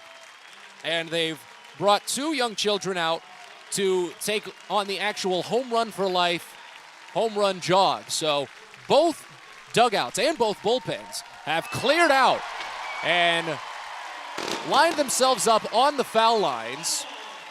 And a handful of the young children are running the bases all the way from home, first, second, third, and the last one just slid across home plate after high-fiving every player and every coach on both rosters. So they're bringing out a couple of the kids now. Chase Nagel was diagnosed with neuroblastoma when he was 2 years old, treated with chemotherapy, surgery, a stem cell transplant, radiation, and immunotherapy. And he's cancer-free. All thanks to the help of the Akron Children's Hospital that you can just see out past left field here at Canal Park. And the Rubber Ducks have gifted him a custom autographed team bat. And then the second one, 7-year-old Blake Mitchell, a second grader who loves playing baseball with his 10-year-old sister Riley, who also ran the bases with him. Blake was diagnosed with stage 3 intermediate rhabdomyosarcoma. He's had 51 chemotherapy treatments and 28 proton radiation treatments. 42 total weeks of frontline treatment that he is on the tail end of, and an additional 6 months of maintenance chemo to follow that. He's also been given a team autographed custom bat. So a very special ceremony. I've seen a couple of these in my time. The last one that I was at in person was in 2019. And it was so heartwarming. It pretty much brings a tear to your eye just as you watch the joy from everyone involved. And that's what's so special. The families, the kids themselves, and the players. It's just such a special moment to watch take place live. And with the long break mixed in, they're going to give the grounds crew an opportunity to drag the field briefly while the infielders warm up. The bullpens will take a slow jog back to their designated spot out past right center field. And Tanner Burns will get back onto the mound for Akron to take the 4th inning. It was another clean and quick third for Justin Armbruster. After only needing 6 pitches in the 2nd inning, Armbruster only needed 9 pitches in the 3rd. He's faced the minimum through 3, only walked 1 and struck out 1. Meanwhile, Burns has tossed 3 innings and allowed 2 runs on 4 hits with 3 walks and 4 strikeouts. He'll face off against 7, 8, and 9 in the Bowie lineup, starting with Toby Welk. It'll be Cody Roberts and Zach Watson to follow. Do have one quick chance to tell you about Patient First. Care is around the corner at Patient First. Urgent care that's open 8 a.m. to 10 p.m. every day of the year. Every Patient First has on-site labs, x-rays, and prescription drugs. Patient First. The name fits. As Bowie leads 2-0 here in the 4th inning. Both runs coming across on a 2 RBI single by Maverick Handley with 2 outs in the 3rd. Toby Welk will dig in. He popped out to second base back in the 2nd. Burns is set out of the windup. He holds at the chin, turns, kicks, and fires the first pitch. Welk watches a curveball miss low. It's 1-0 to start. Haven't seen much of the windup from Burns so far today. Bowie has gotten the leadoff batter on base every inning. Might not happen here, though, as the 1-0 is popped up to left center. Relatively shallow, but the center fielder is making the call still. Chris Roller jogs down with plenty of time before making the catch. So the first time tonight that the Baysox don't get the first batter of the inning on base. Connor Norby led off the 1st and the 3rd innings with singles. Kobe Mayo led off the 2nd inning with a single. All 3 of them actually went up the middle. So first batters at least hit the ball to center field in all 4 innings. Now here's Cody Roberts. First pitch in, and Roberts watches a curveball called for strike on the bottom edge. It's 0-1.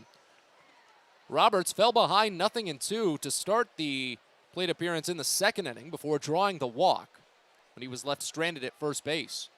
As the 0-1 comes home, and Roberts watches miss low. Change up just a bit under the knees, runs the count even at a ball and a strike. Roberts has been a pretty critical bat in this series. 2 RBI single 2 nights ago. Pair of hits with an RBI last night, including a double. 1-1. Slider misses down and away. It's 2 balls and a strike.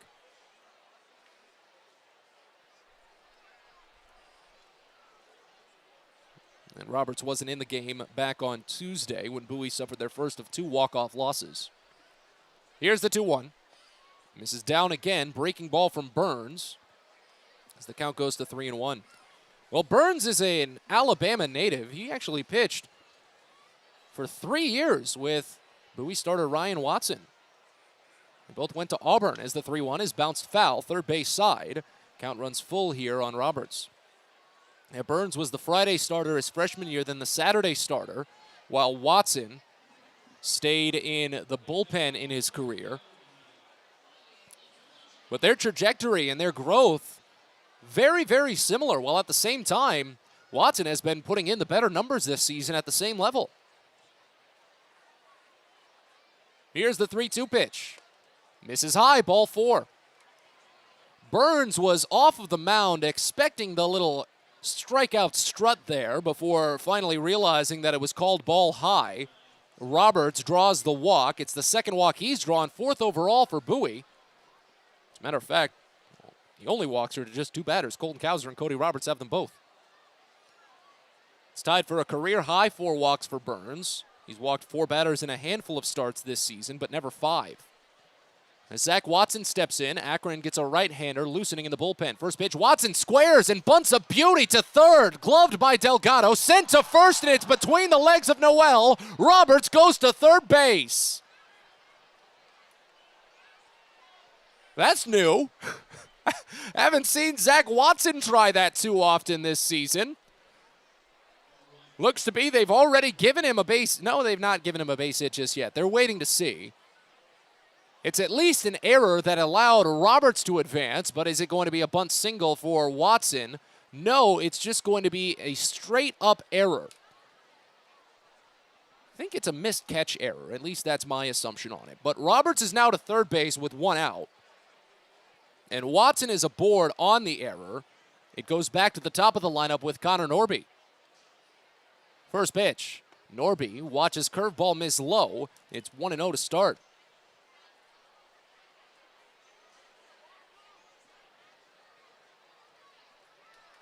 It might be Aaron Pinto tossing for Akron in the bullpen right now. Norby 2 for 2, a pair of singles up the middle, and the 1-0 is sliced to left field, down for a base hit. This will score Roberts and make it 3-0 Bowie. A 3 for 3 day for Norby as the Baysox tack on some insurance, their 5th hit of the day. Well, Norby had that 4-hit day on Sunday, but for him to collect 3 singles here just continues to tell you why he's such a key leadoff batter for Bowie this season. To set himself up at the top of the lineup while he doesn't necessarily get too many opportunities with runners on base or runners in scoring position, he's still an outstanding contact bat. So it's ruled a throwing error that allowed Watson to reach, for those that care. First pitch to Colton Cowser is called a strike on the upper outside corner. It's 0-1. But an RBI for Norby is his 17th of the season for Bowie.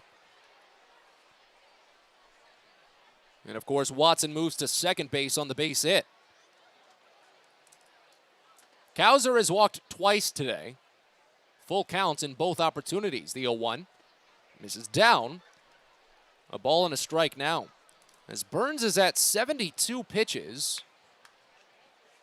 This might be the last batter he faces. Especially if Cowser reaches. He usually tops out around the mid-80s. You see him finishing in the 70s a lot this year. The 1-1. Cowser watches high, and it's 2 balls and a strike. But yeah, Burns and Watson very well acquainted. Hung out a lot when Akron made the trip down to Bowie back in July. They went and had breakfast together today. 2 very good friends, Alabama natives. Burns a first-round selection in 2020. Watson, an undrafted free agent in that short season, as the 2-1 misses down and inside. 3 balls and a strike on Cowser. But of course, Watson, while the dream and the goal was to get drafted, he still realizes, Ryan Watson, that it was only a 5-round draft that year. He takes that little extra bit of information as a grain of salt. The 3-1 pitch. Cowser bounces it to first. John Kenzie Noel scoops, twirls, fires to short for 1, but Rocchio can't go anywhere else with it. The throw was a little bit low. Fielder's choice goes 3-6 as Norby is retired. Watson advances to third, and Cowser reaches. And is that going to be the day for Tanner Burns? As Rouglas Odor hops over the railing next to the stairs and exits the dugout. He hasn't made the point just yet. And I imagine this is going to be the evening for Burns. Yep, and that's it. So another short outing for Tanner Burns. Only 3 2/3 innings of his 15 starts this season. Only 3 of them have seen him finish the 5th. As Bowie has an opportunity to increase with runners at the corners and 2 away here in the top of the 4th. They lead 3-0. We'll tell you about the new pitcher on the mound in a second. You're listening to Baysox Baseball. A birthday bash with the Baysox is the best time at the ballpark. Bring your friends and family out to celebrate and be the star of the show. Dance on the dugout with Louie, play games in the stadium, introduce a batter in the game, and you'll even get to have the stadium sing for you. Baysox birthday parties, an unforgettable, one-of-a-kind experience at Prince George's Stadium. Book yours by calling 301-464-4880 or at baysox.com. From sprains to stitches, sore throats to stomach aches, and pulled muscles to poison ivy, care is around the corner at Patient First. Walk in to see a doctor from 8 a.m. to 10 p.m. every day of the year. X-rays, lab tests, and prescription drugs are on site, and most major insurance plans are accepted. For routine illnesses and injuries, Patient First is here for you. Patient First, the name fits. Patient First, proud partner of the Bowie Baysox, open 8 a.m. to 10 p.m. every day.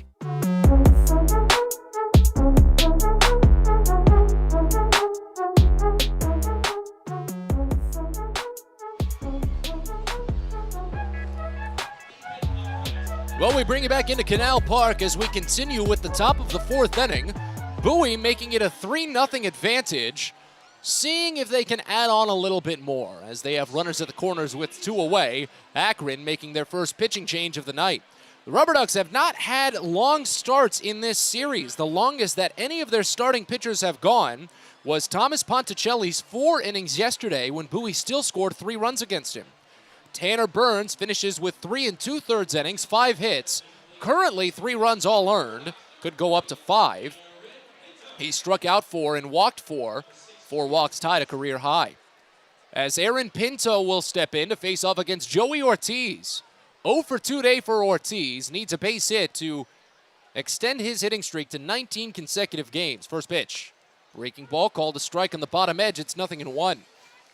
Aaron Pinto, a 5'10", 210-pound, 26-year-old right-hander from West Covina, California. 24th round draft selection in 2018 from SUNY Stony Brook in New York, the 0-1.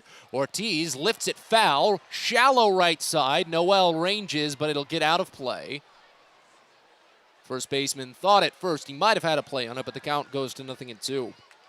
Pinto this season has only made 2 appearances.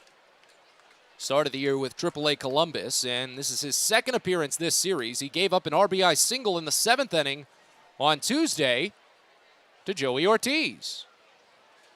The 0-2 pitch. Ortiz watches outside a slider. A ball and 2 strikes. But 5 innings for Pinto, just that 1 run allowed. He struck out 7 batters and walked 2.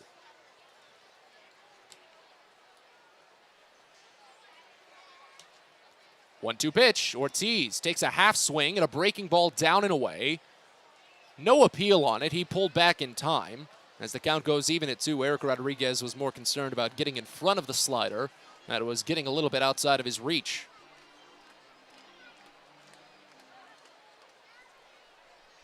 Pinto had a 4.91 ERA with AAA Columbus before being brought back here. The 2-2. Late swing and a hack foul right side. Little high on the changeup there, so at least Ortiz was able to get a piece on it. But the count stays even at 2 balls and 2 strikes. But Pinto, familiar with this league, spent all of 2021 with Akron and tossed well, 2.30 ERA in 43 innings, 67 strikeouts that year. 2-2, misses high. Count fills on Ortiz. This is the kind of pitch that Ortiz will get a base hit on as well.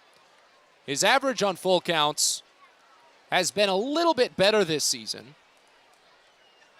And he's been a clutch hitter early in games. 3-2, runner goes, it's fouled off right side. Fastball just a bit away. But the count stays full here as Ortiz battles with Pinto to open it up. This next pitch will be the 8th of the plate appearance already. But Cowser will get an extra jump at first base still while he is being held on. There goes Cowser, 3-2, is down and away for ball 4.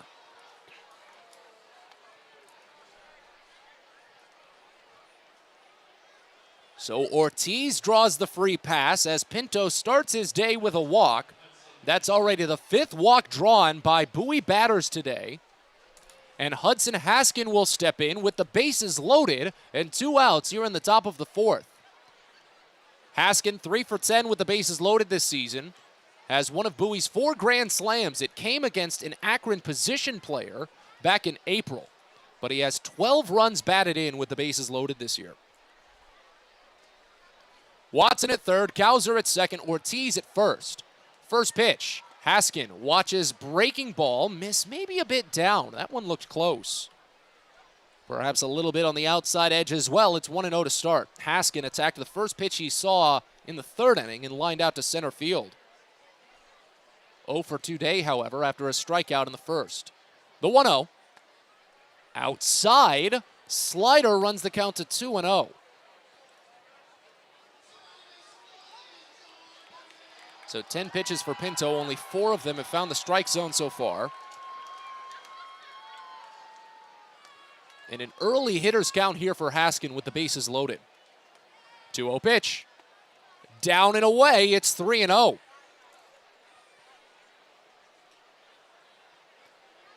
Well, you could tell the energy in Kyle Moore's voice earlier today that he wanted a win for this team that wasn't close. Of course, that was pretty much the entire Harrisburg series, but since Moore was taking his planned vacation days mid-season, he missed a lot of that. Wants it back. They might have it here. The 3-0. Called a strike on the outside edge to Haskin. Count to 3-1. And Bowie was being managed on the interim by Tim DeJohn, fundamentals coach, and Moore missed out on those big, massive wins for Bowie. He wants one now. The 3-1 pitch. Outside for ball 4, and Bowie walks in a run. Hudson Haskin draws the bases loaded RBI, and it's 4-0. Should fix that terminology. It's not Bowie that walked in the run, while they did technically walk and scored. Aaron Pinto is the one that walked in the run, but back-to-back walks for Pinto, as Haskin draws his first bases loaded walk of the season and his 41st RBI. Here's Maverick Handley. First pitch, bounced over to the right side. Tough play at second. Scoop between the legs by Schneemann. Thrown to first, and it's just in time. So Handley misses out on adding on to the lead, but Bowie does get 2 across. An RBI single by Connor Norby, and a bases loaded walk drawn by Hudson Haskin. Bottom of the 4th coming up. Bowie leads 4-0. You're listening to Baysox Baseball. Sky Shooter Displays by ZY Pyrotechnics will be lighting up the sky with top-of-the-line fireworks shows following Baysox games all season long. We will give you the best bang for your buck. Sky Shooter Displays include traditional shows, true pyro musicals, custom choreographed plays, and much more. The night sky is truly limitless, so don't be shy. Give ZY a try. Find out more by calling us at 570-328-1361 or visit us online, zypyrotechnics.com. Well, as the baseball season winds down, that means we've got to get ready for football. Friday, September 9th, it's the Baysox football kickoff night at Prince George's Stadium. Getting ready for the college season and the pro season, the Baysox will be giving away a special Adley Rutschman bobblehead. Remember, Adley played college football before he joined the Orioles. It's a free bobblehead for the first 750 fans ages 13 and up. So be sure to join the Baysox football kickoff night on Friday, September 9th. Get your tickets at baysox.com. At DCA Imaging Systems, we provide a tenured team of office technology professionals ready to be your trusted advisors. From document creation, output devices, scanning and workflow, to document security and storage, we understand people print, not printers. Give DCA Imaging a call, 301-577-1021, or find out more about how we can help you. DCAimaging.com. DCA Imaging Systems, office technology made easy.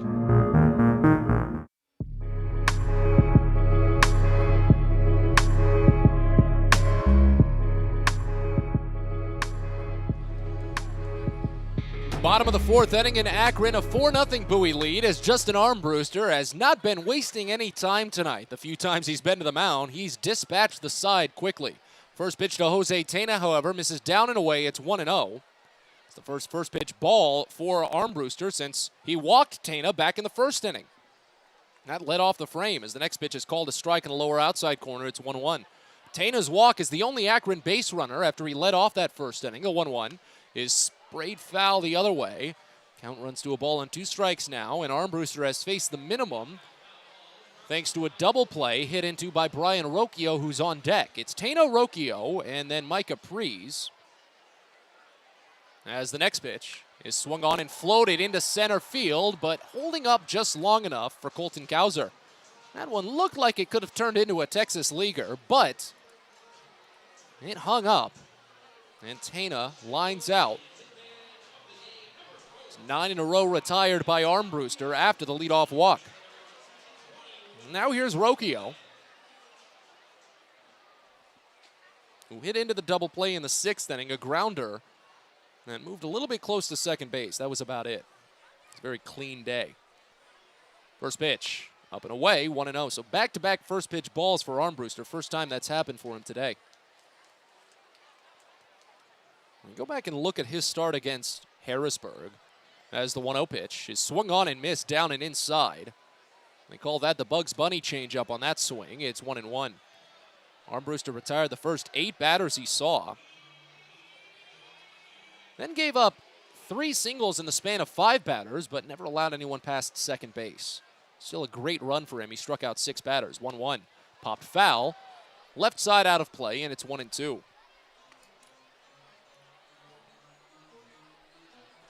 But, of course, the way that Bowie manages their pitchers and their workload, no matter how efficient the day is for Armbruster, he'll most likely be done after 5 innings. The 1-2 pitch. Swung on and missed for strike 3. Got him with a changeup down. Second strikeout for Armbruster. 10 in a row retired since the leadoff walk. And now here's Micah Prees. Armbruster could maybe toss the 6th. At the rate he's moving, you could see him going for the 6th. Garrett Stallings is the only pitcher for Bowie this season to finish 6 innings, and it actually came 2 nights ago. First pitch is cracked out to right field. Gets the fans excited, but it's just a can of corn. Hudson Haskin is there, and the inning is over. Another fast frame for Justin Armbruster. 9 more pitches. He's thrown fewer than 10 pitches in 3 consecutive innings, and he's retired 11 in a row. 5th inning coming up. You're listening to Baysox Baseball. Hey kids, the Baysox Futures Club is the best way to be a fan of the Baysox, and it's completely free for kids ages 3 through 12. Futures Club members get access to special members-only events, discount ticket offers, and free gifts for just signing up. Parents, head over to baysox.com to sign up your kids, so don't miss out on all the promotions and giveaways at Prince George's Stadium this season and next. The Baysox Futures Club. Sign up now at baysox.com. Hey, coffee lovers. Know where you'll find the world's freshest cup of coffee? Right here at Royal Farms. Because with our new brewing system, it takes less than a minute to go from selecting the kind of coffee you want to this.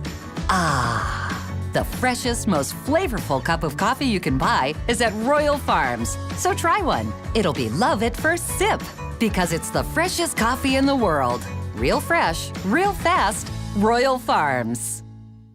If you're working in the Washington, D.C. metropolitan area as a pipe fitter, pipe welder, or HVAC service technician, and you're interested in a better life, a better means to provide for yourself and your family, a way to make sure that you're earning the highest wages and the best benefits in our industry. Visit our website at steamfitters-602.org. That's steamfitters-602.org. And let's talk about what we can do to help change your life.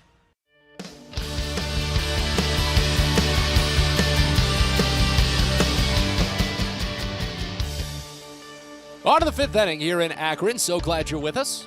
A 4-0 Bowie lead as reliever Aaron Pinto comes out for his first full inning of relief. As Kobe Mayo will lead it off for Bowie. Only batter that didn't step up to the plate in the last half inning for the Baysox. First pitch into him misses inside. And it's 1-0 to start. Here's the next. Swung on in a flare out towards shallow left. The second baseman able to close the gap. Daniel Schneemann makes the catch. Just a very high looping pop. And there's one away. Bowie sent 8 to the plate back in the fourth inning. While they did only score 2 runs, and they did eventually leave the bases loaded, they were at least able to get the 2 runs across and did a lot of damage with 2 outs again. As the first pitch to Toby Welk misses down and away. Count starts out at 1-0. After the second out of the inning, Bowie drew back-to-back walks, one to load the bases and one to bring in a run, as the 1-0 pitch is ripped left side base hit. Screams past the glove of Brian Arocchio, and Welk picks up the single. Breaks out of a 2-game hitless skid. The right-hander is aboard.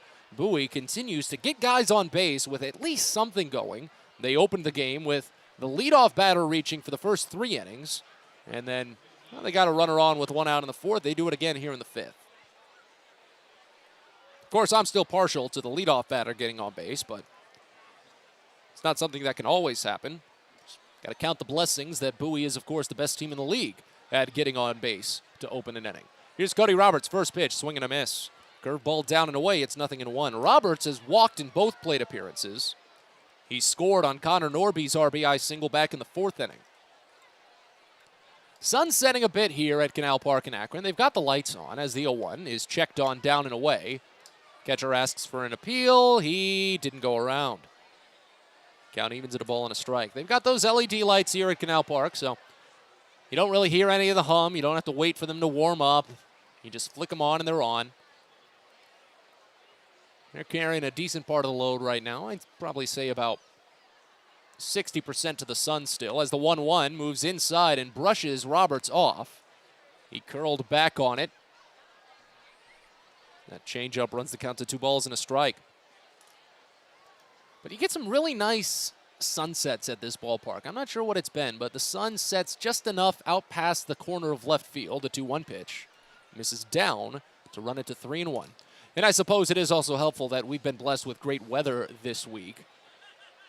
And it was a flash rain shower at the latest around 11 o'clock on Tuesday. And since then, it's been sunshine. Next pitch sprayed foul right side. Count fills on Roberts. He's run all 3 plate appearances full today.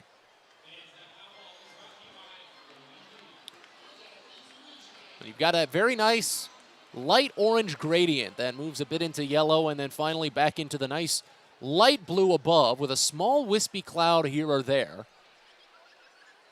As the 3-2 is swung on and bounced to third, but just moves foul at the last second. That was a slow hopper before getting picked up just the left side of the bag by Renel Delgado. Count stays full on Roberts.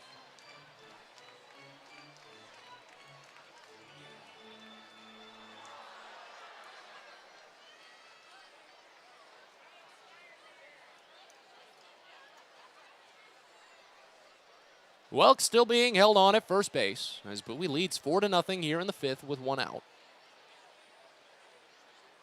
Pitch in from Pinto. Down and away for ball 4, a 3-walk day for Cody Roberts. He's drawn so much energy from opposing pitchers, just sapped their strength to run every plate appearance full, and then just watch a pitch outside and sprint up the line. It's so funny to watch this deep into the game that he's done it now 3 times in a row, where Roberts attacks, and then watches ball 4 and just books it up the line for his free base. It's very humorous. Puts Welk at second. The first pitch to Zach Watson now is fouled off right side. 0-1 to open. That's already the 3rd walk given up by Pinto in the 7th walk given up by Akron pitching today.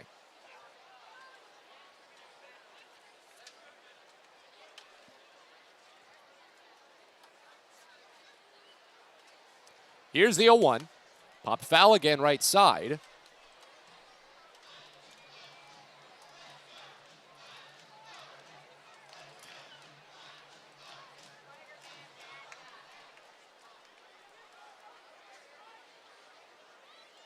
So for Roberts, this ties a season high in walks.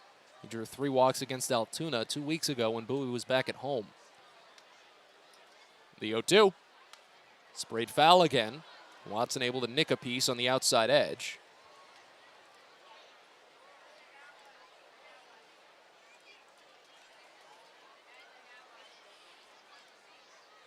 Roberts does not have a 4-walk game on the books, but he's got time to maybe get there. We'll have to see. Pinto holds for quite some time. Looks back second twice, sends the 0-2, and it's ripped left field. This one hanging but falling for a base hit. On one hop, it's picked up. Here comes Welk. Rounding third, the throw's a beauty, but it's too high. Welk slides in to score, and Bowie gets another across. It's 5-0.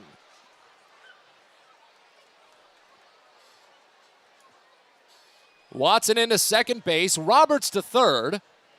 I imagine they'll rule that an RBI single, but it's still an RBI. Watson breaks out of his 4-game hitless skid with his 21st ribby of the season, and Bowie has a 5-run lead. That's one of the benefits of this outfield grass, that you can send a runner in from second base on a very soft single like that, because the ball dies and loses a lot of momentum on that first hop. Infield plays in, and the first pitch to Connor Norby is bounced foul off of Norby. Count starts out at 0-1. Norby already a 3-hit day. RBI single in the 4th inning, single and a run in the 3rd, and a single in the 1st inning.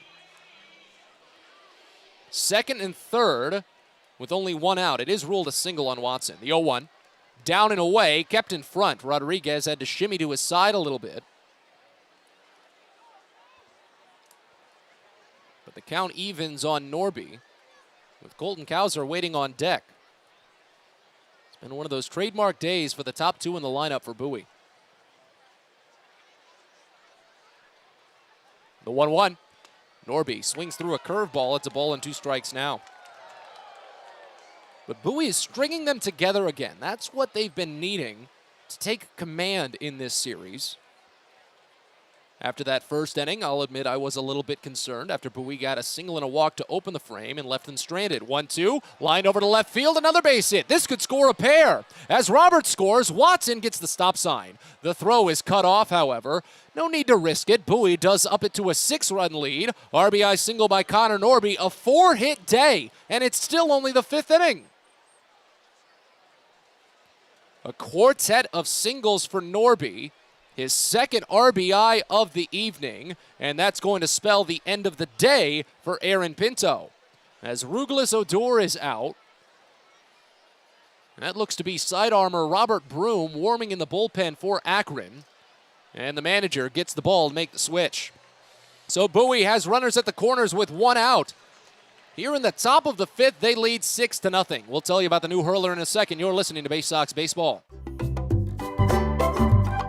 Hey kids, the Baysox Futures Club is the best way to be a fan of the Baysox, and it's completely free for kids ages 3 through 12. Futures Club members get access to special members-only events, discount ticket offers, and free gifts for just signing up. Parents, head over to Baysox.com to sign up your kids, so don't miss out on all the promotions and giveaways at Prince George's Stadium this season and next. The Baysox Futures Club. Sign up now at Baysox.com.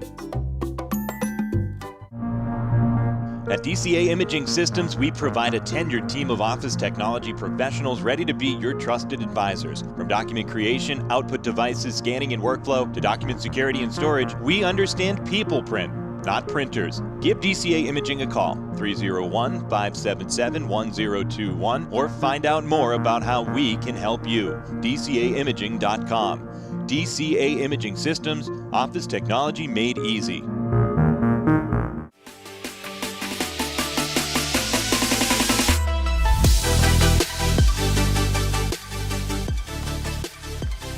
Well, things are going well for the Baysox right now as we continue with the top of the 5th inning. Bowie has runners at first and third with only one out as Aaron Pinto is forced to depart. Pinto only collected 2 outs in brief relief, gave up 3 hits, and at the moment, 2 runs. He could be charged with 4. Did not strike anyone out and walked 3 batters as Robert Broom will step in. The side-arming right-hander will face off against Colton Kauser.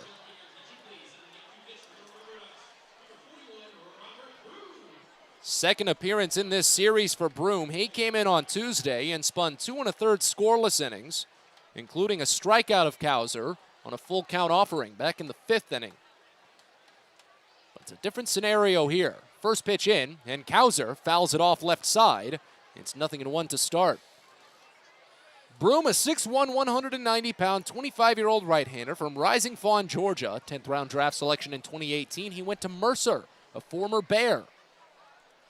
A sidearm delivery from Broom. He's made 19 appearances, gone 2-1 with a 3.25 ERA. The 0-1 pitch, down and inside a slider. Runs the count even in a ball and a strike. 27 2/3 innings for Broom. He's struck out 23 batters and walked 15. Allowed just 1 home run this year. He's inherited 12 runners this season, and only 2 of them have scored. 1-1. Outside to Kauser. 2 balls and a strike. It's an 0-for-1 day for Colton, but he's been on base following all 3 plate appearances. 2 walks, a fielder's choice. He has a run scored. Already 3 hits in the inning for Bowie. 2-1 pitch. Kauser gets brushed off inside as the slider moved inside at the waist to run it to 3-1.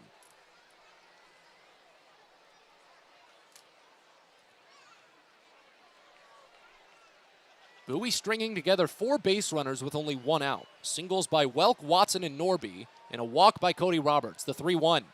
Kauser watches a called strike at the knees, laid off on the hitter's count as it runs full. Kauser is at a 3-ball count in all 4 of his plate appearances today. 3 of them have gone full. Bowie is just grinding pitchers into the dust tonight. Pickoff throw, and they've got Norby picked. They're going to throw to second and get him. Norby's secondary lead just got caught at the wrong time. Broom goes to Noel and then to the shortstop Rocchio, so it'll be a 1-3-6 pickoff for the second out of the inning. That's the second pickoff this game for Akron. And that's, of course, unfortunate. It takes away a big opportunity with only 1 out. The infield plays now at a regular depth. The count's still full on Kauser. Runner's still at third, though, so a base hit adds 1 on as Bowie leads 6-0. Payoff pitch, and Kauser flinches on a curveball inside. So he draws his 3rd walk of the day, and of course that's where you're caught playing what if. We've already played that a couple of times today, but Bowie's got the 6-run lead. You don't need to get too concerned, because that would have loaded the bases for Joey Ortiz, but instead it's runners at the corners now as Broom starts his day with a walk, but that's already the 8th walk by Akron pitching, and there's still only 2 outs here in the top of the 5th inning. Ortiz 0 for 2. He walked himself in the 4th inning. That loaded the bases. First pitch. Ortiz brushes back on a slider that hits the heart of the plate. Ooh, that's a tough start. That sidearm delivery will really get you. As Broom comes at you pretty much at an angle from his waist. The 0-1. Ortiz watches the slider inside. He doesn't flinch at this one, even though it got much, much closer.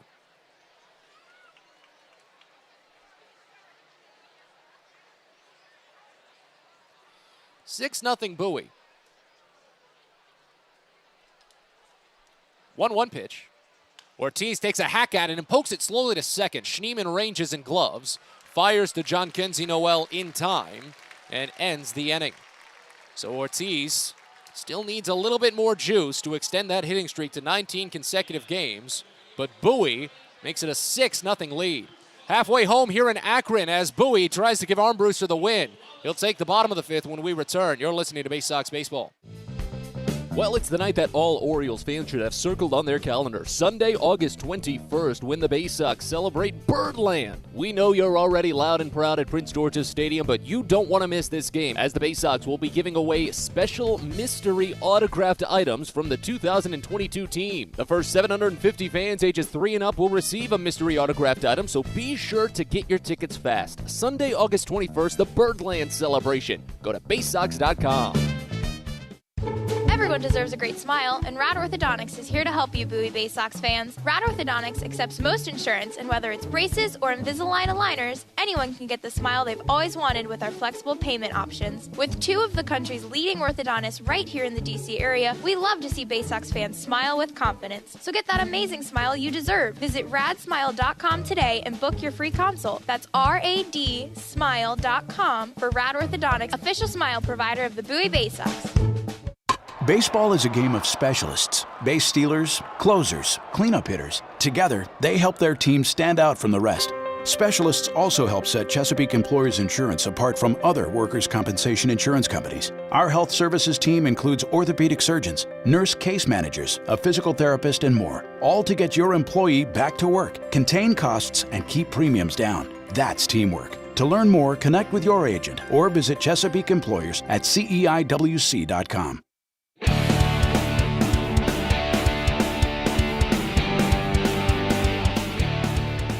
Well, thank you so much for stopping by this evening on what's been a fun night of Baysox baseball. Matt Sabatis with you from Canal Park in Akron, Ohio, as Bowie leads 6-0. First pitch to John Kenzie Noel misses outside, and it's 1-0 to start as Justin Armbruster continues to deal.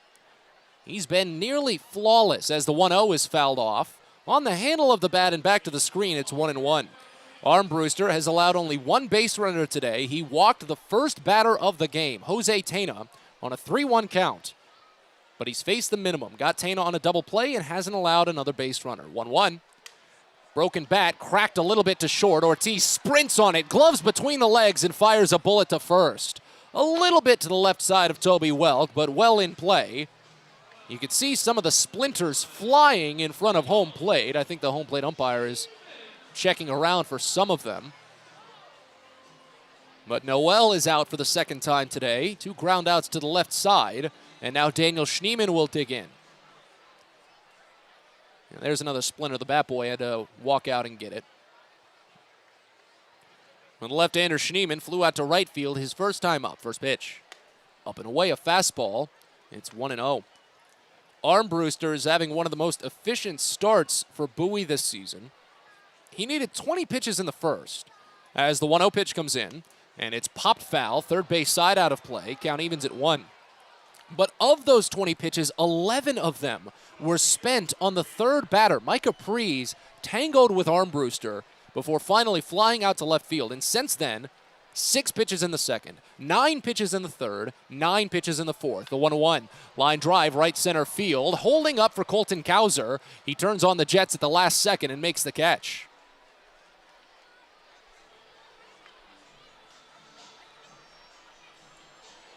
So quickly 2 away. 16 in a row retired by Armbruster, following that walk to Tena to open it up. Here's Chris Roller. First pitch. Roller watches down and inside, a breaking ball, 1-0. So 3 consecutive first pitch balls. As a matter of fact, Armbruster has fired a first pitch ball to 5 of the last 6 batters. As the 1-0 finds the zone. Curveball moves its way back in onto the inside track, and it's 1-1.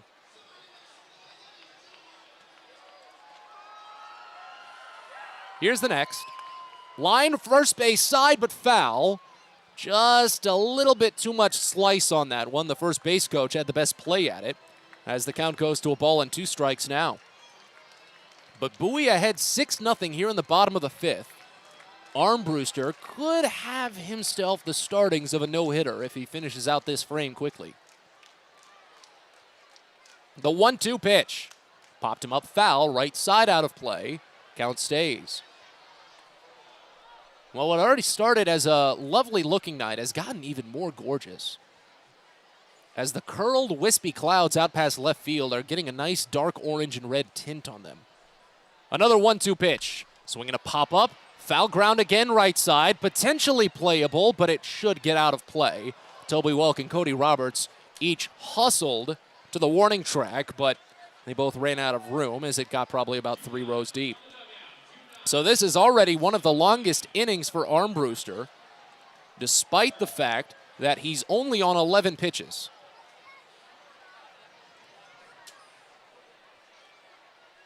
He comes set. Bases empty, 2 away. Another 1-2. Swinging a bouncing ball to short. Ortiz pounces on it. Double clutches and fires a bullet to first. A 6-3 putout is another perfect frame for Justin Armbruster. He's been near perfect tonight. Despite the leadoff walk in the first, he's faced the minimum and has 5 no-hit innings on his ledger. We go to the 6th here in Akron. Bowie leads 6-0. You're listening to Baysox Baseball. Sky Shooter Displays by ZY Pyrotechnics will be lighting up the sky with top-of-the-line fireworks shows following Baysox games all season long. We will give you the best bang for your buck. Sky Shooter Displays include traditional shows, true pyro musicals, custom choreographed plays, and much more. The night sky is truly limitless, so don't be shy. Give ZY a try. Find out more by calling us at 570-328-1361 or visit us online, zypyrotechnics.com. It's not baseball season without fireworks, and you can always count on the biggest and best at Prince George's Stadium.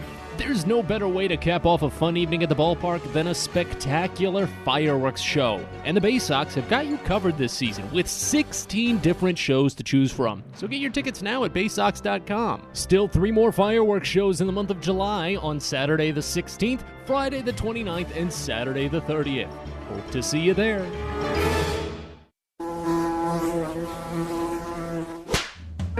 Pest Now is proud to partner with the Bowie Baysox and provide their pest control services. For all your residential and commercial pest control needs, call Pest Now. For general pest control, termite control, mosquito control, and all other pest control services, call Pest Now. You can reach us at 301-231-8300 or visit us online at www.pestnow.com.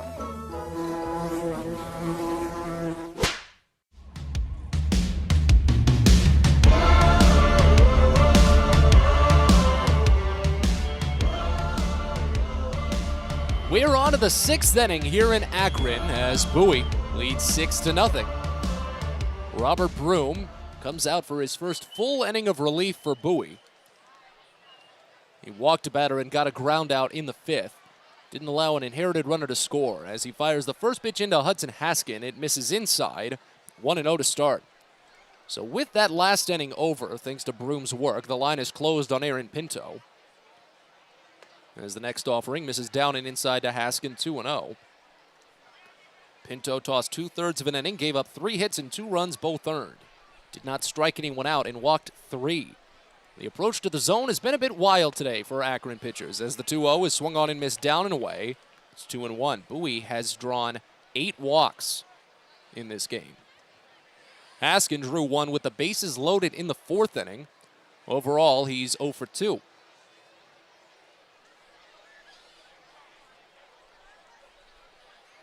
As Broom sets, fires the 2-1 pitch, and Haskin takes a crack over towards short. Slow roller, but picked by Rocchio on a good sprint, and he fires to first in time, 6-3. So Haskin retired, and now here's Maverick Handley. Well, there are 2 storylines that we're watching so far as we move into the 6th inning here. Bowie ahead 6-0. One of them is Joey Ortiz. He's 0 for 3 on the day with a walk. As the first pitch to Maverick Hanley is sprayed foul into the netting right side. 0-1 to start. Hanley had a 2 RBI single in the third inning. He's 1 for 3 overall.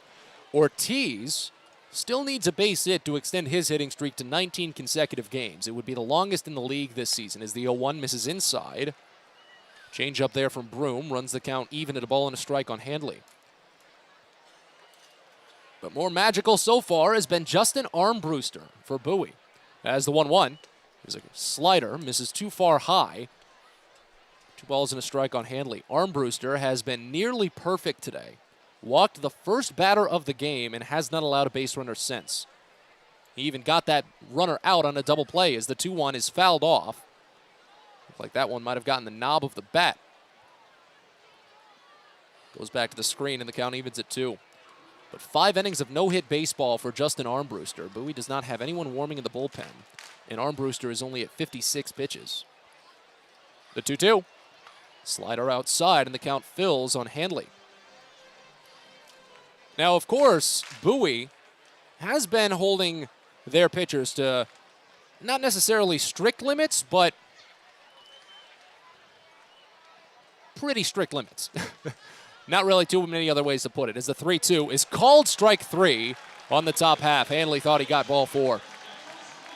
Started slowly up the line, but it hit him at the letters, and Broom picks up his first strikeout. 5th overall for Akron pitching. That's the first strikeout since Kobe Mayo went down looking to end the 3rd inning. Well, the innings limits for Bowie pitchers, especially in starting roles, again, they've not been strict, but you can kind of tell when they're coming. They're noticeable. As the first pitch to Mayo is called a strike on the outside edge, it's 0-1. Bowie has only had a pitcher in any capacity throw 6 innings twice this season, actually 3 times, but they've all been the same pitcher. As the next pitch to Mayo is called a strike on the outside edge, it's 0-2. All 3 times it's been Garrett Stallings, twice in a relief role and once in a starting role, as the next offering is outside. It's a ball and 2 strikes on Mayo. Stallings threw 6 innings 2 nights ago.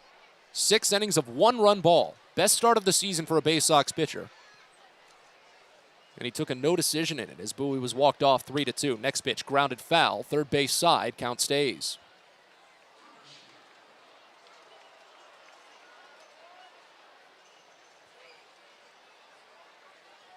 Mayo 1 for 3 on the day, singled up the middle. Got picked off of second base, however. 1-2. Cracked over towards short. 1 low hop. Speared on a hard run to the left side by Rocchio, and he throws it away. Mayo fell, trying not to collide with John Kenzie Noel as Noel leapt for the ball. But he's safe on what's going to be a throwing error. It's the 9th error of the season for Rocchio, and it extends the inning. 2nd error of the game for Akron after Zach Watson reached on a throwing error by the 3rd baseman.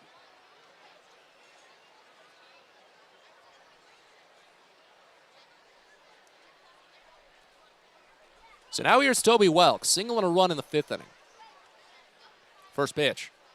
Welk watches a called strike. Change up inside edge, 0-1. So Armbruster this season has tossed 6 innings once, and it was back when he was in high A. He picked up a strong win against Hudson Valley. That's the Yankees affiliate. Next pitch up and away. It's a ball and a strike. Those 2 teams have been good this year. Aberdeen and then Hudson Valley. They've had some great games. But Armbruster tossed 6 innings on just 67 pitches that day. Did allow 2 runs and struck out 8 as the 1-1 is swung on and missed high. Count to a ball and 2 strikes. But again, Armbruster today is at 5 hitless innings on 56 pitches. And his season's high is 87 pitches as the next pitch is grounded to the left side, deep in the gap at shortstop, thrown to second. The low bounce just beats the lead runner. Daniel Schneemann did have to gobble it at the waist, but Mayo is retired on the force. It goes 6-4. Bowie comes up empty for the first time since the 2nd inning, but that's not what really matters right now, because as we go to the bottom of the 6th, Justin Armbruster will come back out and try to continue a no-hit effort. 6-0 Bowie. You're listening to Baysox Baseball. Are you interested in beginning or expanding on a career in the pipe fitting, pipe welding, or HVAC service industry? Are you interested in a career path that will set you up for life without experiencing any college debt? If you are interested in these things and you live in the D.C. area, the Steamfitters UA Local 602 Apprenticeship Program is the best choice for you. For more information about our apprenticeship program and how to apply, please visit steamfitters-602.org. That's steamfitters-602.org. It takes time to get rich, flavorful coffee beans from the lush mountain regions of Colombia and Brazil to Royal Farms. But less than a minute to get yourself a delicious hot cup of the finest and freshest coffee in the world. Because Royal Farms' new Swiss-made coffee machines grind those rich, flavorful coffee beans and brew them one magnificent cup at a time. It's why Royal Farms makes the freshest and best coffee in the world. Real fresh, real fast. Royal Farms. A birthday bash with the Baysox is the best time at the ballpark. Bring your friends and family out to celebrate and be the star of the show. Dance on the dugout with Louie, play games in the stadium, introduce a batter in the game, and you'll even get to have the stadium sing for you. Baysox birthday parties, an unforgettable, one-of-a-kind experience at Prince George's Stadium. Book yours by calling 301-464-4880 or at baysox.com.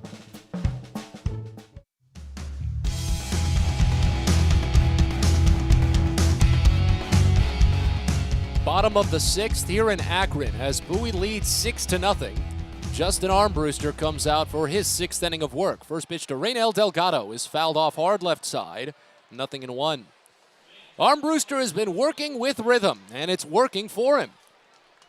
He's faced the minimum, walked the first batter of the first inning, and got him out on a double play. He's been perfect since. The 0-1 is lifted out toward right center field, deep in the gap. Haskin running, closes the gap, and makes the catch over the shoulder before crossing onto the warning track and bracing up against the wall.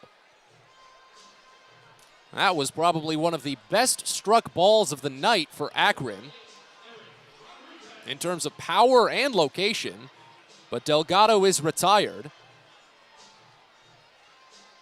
16, make that 15 in a row, retired by Justin Armbruster after that walk in the first inning.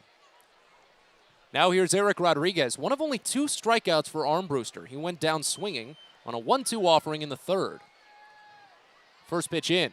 Rodriguez fouls it off. High fastball goes behind the plate. It's 0-1. Armbruster has never tossed more than 6 innings in his career. His season high was that 6-inning outing I mentioned against Hudson Valley back on May 12th. Here's the 0-1. Misses high, a breaking ball. Count runs even at a ball and a strike. But again, you do have to remember Armbruster is only in his second professional season, and in his first season, he was a reliever with Delmarva because they were following off of his draft year. The 1-1. Popped foul right side. Count to a ball and 2 strikes. So he was really just getting back into his rhythm and using what was left in the tank following his college season at New Mexico. And boy, has he come into his own here in his first full season as a pro. The 1-2 pitch. Popped foul again. Rodriguez staying alive on a handful of high breaking balls as the count stays at 1-2. Base is empty, 1 away here in the bottom of the 6th inning. Bowie ahead 6-0.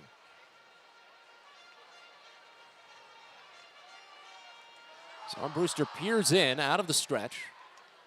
Holds set at the chin, drops to the waist. Another 1-2 pitch is swung on and bounced to third. Mayo holds, gloves down at the knee, and fires to first in time. 5-3 put out. 15 in a row retired by Armbruster.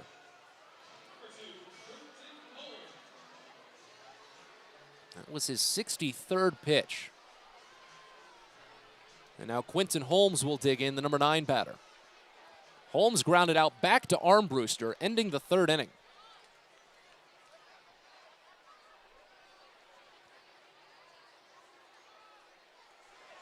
First pitch. Called a strike at the knees. 0-1. Boy, imagine the trajectory of this game if Armbruster didn't have that long plate appearance with Micah Prees back in the 1st inning. The 0-1 pitch. Line drive, second base, over the head into center field, a base hit. And it hits off of the wrist of Kauser. That'll be an error off of the single, but the no-hit bid is over. That draws a raucous applause, and well earned for Quentin Holmes. as Akron picks their first base hit of the day with 2 outs here in the bottom of the 6th. Well, Bowie misses out on their 12th no-hitter. Garrett Stallings and Morgan McSweeney combined on the 11th earlier this season. But a single for Holmes and an error on Cowser, his second this year, puts a runner at second base. Goes back to the top of the lineup, and Jose Tena, the first pitch, is a curveball, swung on and missed, down and inside. It's 0-1. Again, Tena walked back in the first inning and was eliminated on a double play. He lined out to center field back in the 4th.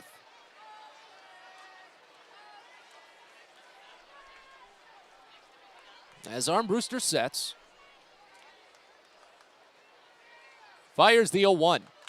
Cracked bat, slowly floated over the head of the shortstop into center field. The wave will come around as Cowser scoops it in center, rips a bullet home, but it's up the first base line, and a run scores.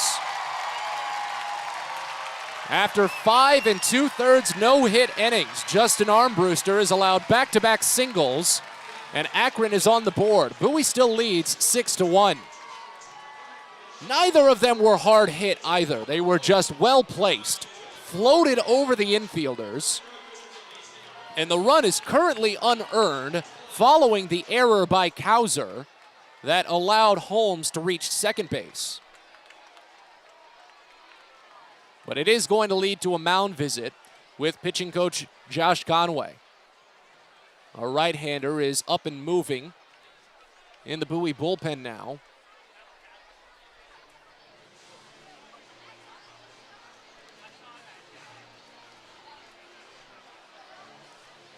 Tossing with a little bit of fervor, I think that's Tyler Birch.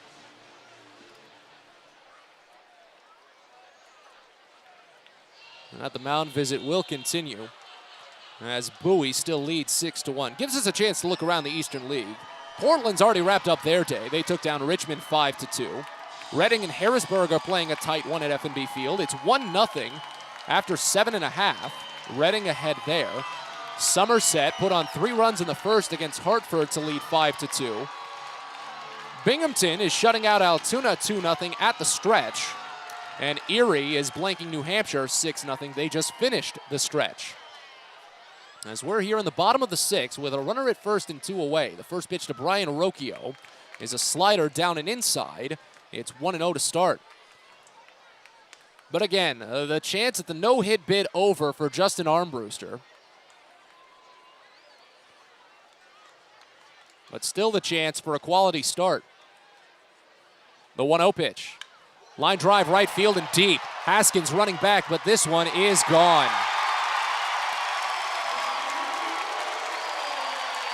2-run home run for Brian Rocchio, his 13th of the season. And Akron has cut the lead in half. It's 6-3.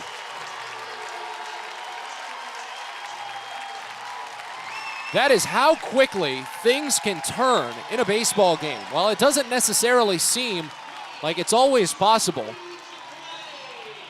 every batter gets their chance. There's no clock, aside from the pitch clock these days, but everyone gets the opportunity. That is the first home run for Akron in this series, and the 6th allowed by Armbruster this season. But he will stay in to face Mike Caprice. First pitch is swung on and missed down. It's 0-1 to start. So 13th home run for Rocchio. He's up to 45 runs batted in.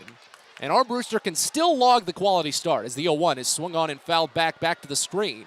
It's quickly 0-2. Prees is 0-2 on a pair of flyouts. Bowie did not have a quality start all season until their 103rd game of the year. And they could have a second one on their 105th game, the 0-2. Misses up and away, a fastball, and the count goes to a ball and 2 strikes. 72 pitches for Armbruster, still well under his career high of 87. The 1-2. Swing and a miss for strike 3. Curveball down for Armbruster, and he polishes off the second quality start of a Baysox pitcher this season. He misses out on the no-hit bid, but Bowie goes into the 7th, leading 6-3. We're back after this. You're listening to Baysox Baseball. Get the best deals at Prince George's Stadium with weekly promotions all season. Tuesdays are Military Appreciation Night. Purchase a box seat at the ticket office with a proof of service and you'll only pay half price. Bring along your furry friend on Woof Wednesday, and it's the best happy hour around every Thursday from 5 to 6:30. $2 Bud and Bud Light drafts with other beer specials throughout the year, and live music to get your night started. It's always a great time at the ballpark, so get your tickets now at Baysox.com. When your commercial plumbing project calls for a job done safely and on time, then your job calls for the plumbers of Local 5 Washington, D.C. Local 5 will always deliver the most skilled and well-trained plumbing craftsmen in the DMV. If you're a contractor who needs safe jobs done well, you need the plumbers of Local 5 Washington, D.C. Start your partnership with them today. Visit local5plumbers.org. That's local5plumbers.org. There's plenty going on at the ballpark on Saturday, August 27th. Bowie will be hosting a special tribute to Negro League Baseball, as well as an exhibit presented by the Josh Gibson Foundation with special artifacts from the Hall of Famer's career, as well as the Baysox huge Touch a Truck event featuring dozens of construction, excavation, emergency vehicles, and trucks for all fans to enjoy and interact with exhibits as well. It begins at 4:30 and is going to run till 6:30 ahead of the 6:35 game. It's all presented by Miss Utility and comes your way on a busy Saturday, August 27th, so get your tickets at Baysox.com.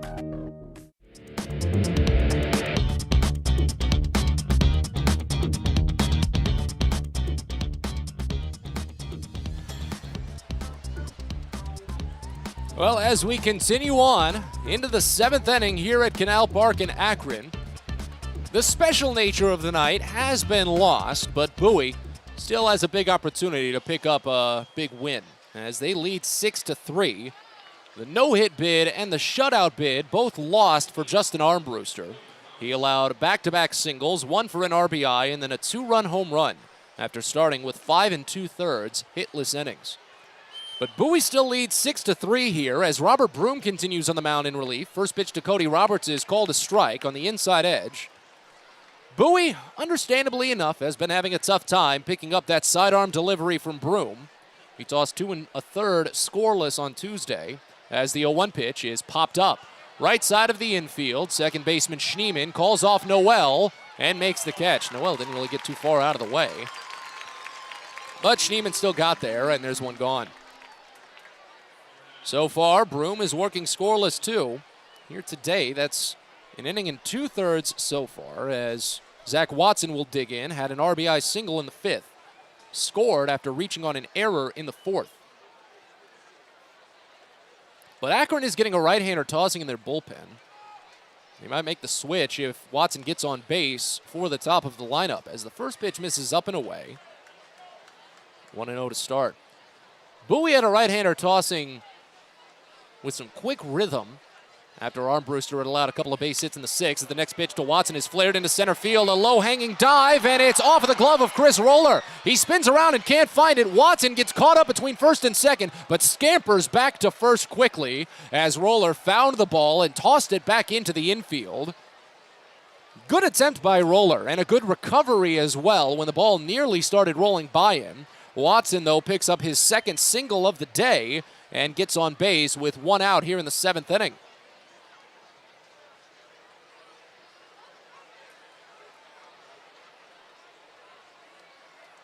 Back to the top of the lineup now for Connor Norby, and they'll leave him in for him as the first pitch is a slider, misses up and away. It's 1-0. Maybe for the left-hander Kauser.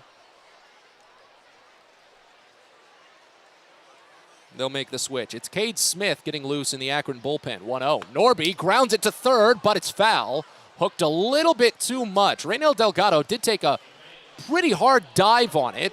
I think that one might have knuckled on its first bounce. Maybe hit the lip of the infield grass as it moved to the left side of the bag. Really looked like it was going to hug the line the entire way. It's been a 4-hit day for Connor Norby. A quartet of singles. Back-to-back RBI singles in the 4th and 5th. Single and a run scored in the 3rd. As the 1-1 pitch is checked on, he got a piece down and inside. Must have gotten the handle of the bat. The home plate umpire made the signal on it before they even did anything about the check swing. But it runs the count to a ball and 2 strikes. Next pitch, high for a ball, back pick to first base, bounces in. John Kenzie Noel was able to keep it in front of him, but Zach Watson still slid in. A little bit shaken on that one. Bowie has not had a batter collect 5 hits in a game since 2019. First round playoff series against Harrisburg when Cedric Mullins hit for the cycle. 2-2 pitch. Norby watches a called strike 3 on a high slider. That was a good pitch. I think Norby's more upset that he didn't go after it. That is just the second strikeout for Broom, but they've both been looking. 6th overall strikeout for Akron pitching. And now with 2 outs, here's Colton Cowser, and just as I anticipated, they want to make the switch for the left-hander. Cowser drew a walk against Broom when he first saw him in the 5th inning, and he will not face Broom again. And as Broom only faces 9 batters, and is going to be replaced now by Cade Smith. As Bowie looks to add on some insurance. They lead 6-3 after leading 6-0. They have a runner at first with 2 outs here in the top of the 7th. New pitcher coming up. You're listening to Baysox Baseball. Hey kids, the Baysox Futures Club is the best way to be a fan of the Baysox, and it's completely free for kids ages 3 through 12. Futures Club members get access to special members-only events, discount ticket offers, and free gifts for just signing up. Parents, head over to Baysox.com to sign up your kids, so don't miss out on all the promotions and giveaways at Prince George's Stadium this season and next. The Baysox Futures Club. Sign up now at Baysox.com. At DCA Imaging Systems, we provide a tenured team of office technology professionals ready to be your trusted advisors. From document creation, output devices, scanning and workflow, to document security and storage, we understand people print, not printers. Give DCA Imaging a call, 301-577-1021, or find out more about how we can help you. DCAimaging.com. DCA Imaging Systems, office technology made easy.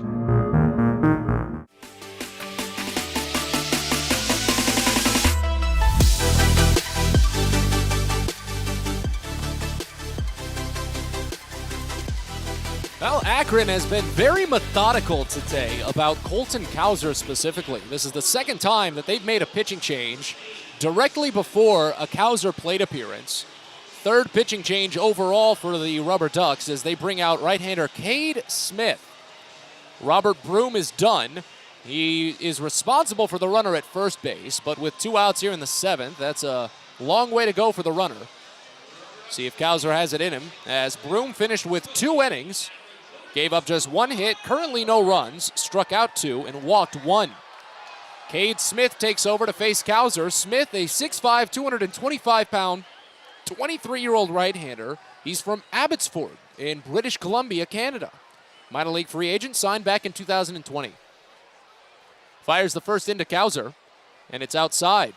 Well, it looked a bit close. I think we saw a couple of pitches called for strikes in that vicinity when Tanner Burns was pitching, especially to the left-handers.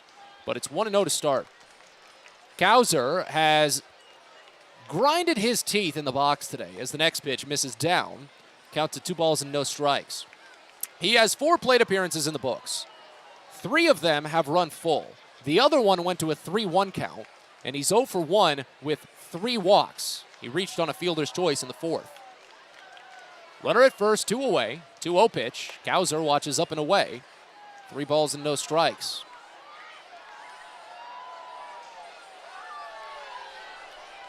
As Bowie leads 6-3, it was a 6-0 lead into the bottom of the 6th before Akron broke the no-hit bid by Justin Armbruster and plated 3 runs, 3-0.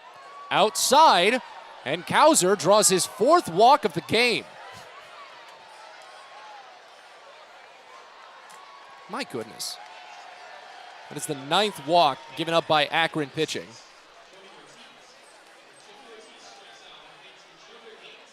And it's a career high in walks for Cowser. I said at some point this season, while Gunnar Henderson still leads the Bowie Baysox in walks drawn despite not having played for the team in well over 2 months, Cowser at the end of the season is going to eclipse that total. Henderson has 42. Cowser with his 4-walk day is up to 27. with still about a month left to play in the season.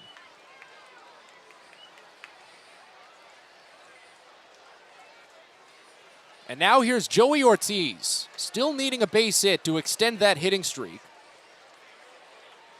to 19 consecutive games. First and second, 2 away. First pitch, down and away.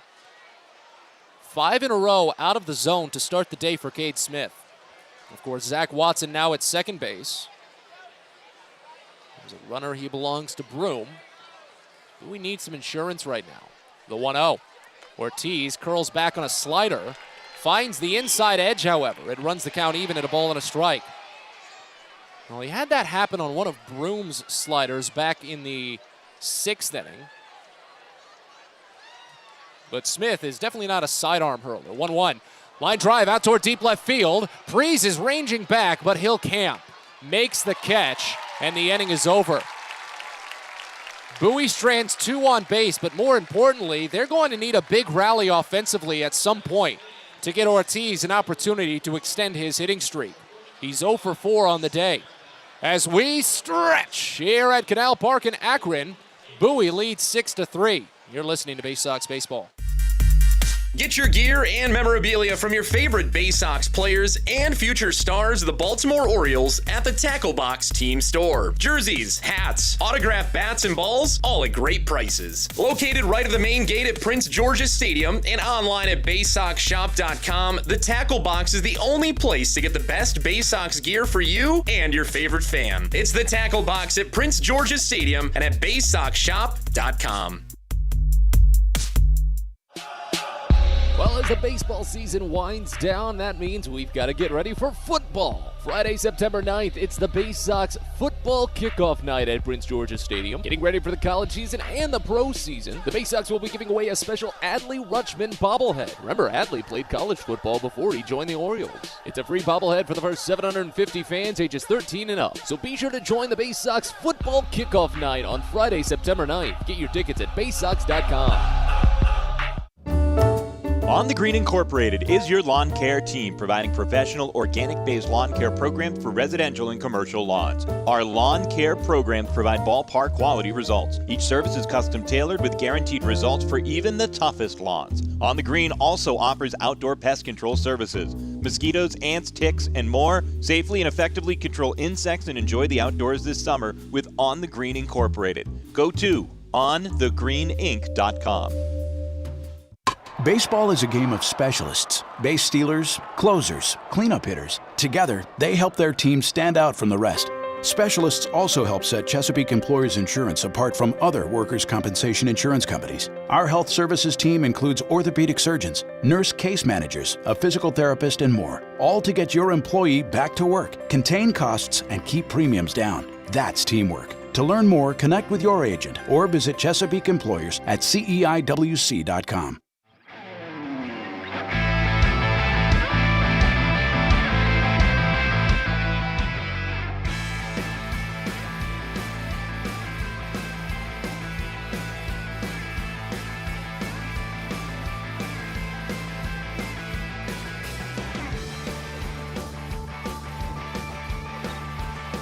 Bottom of the 7th inning here in Akron as Bowie sports a 6-3 lead.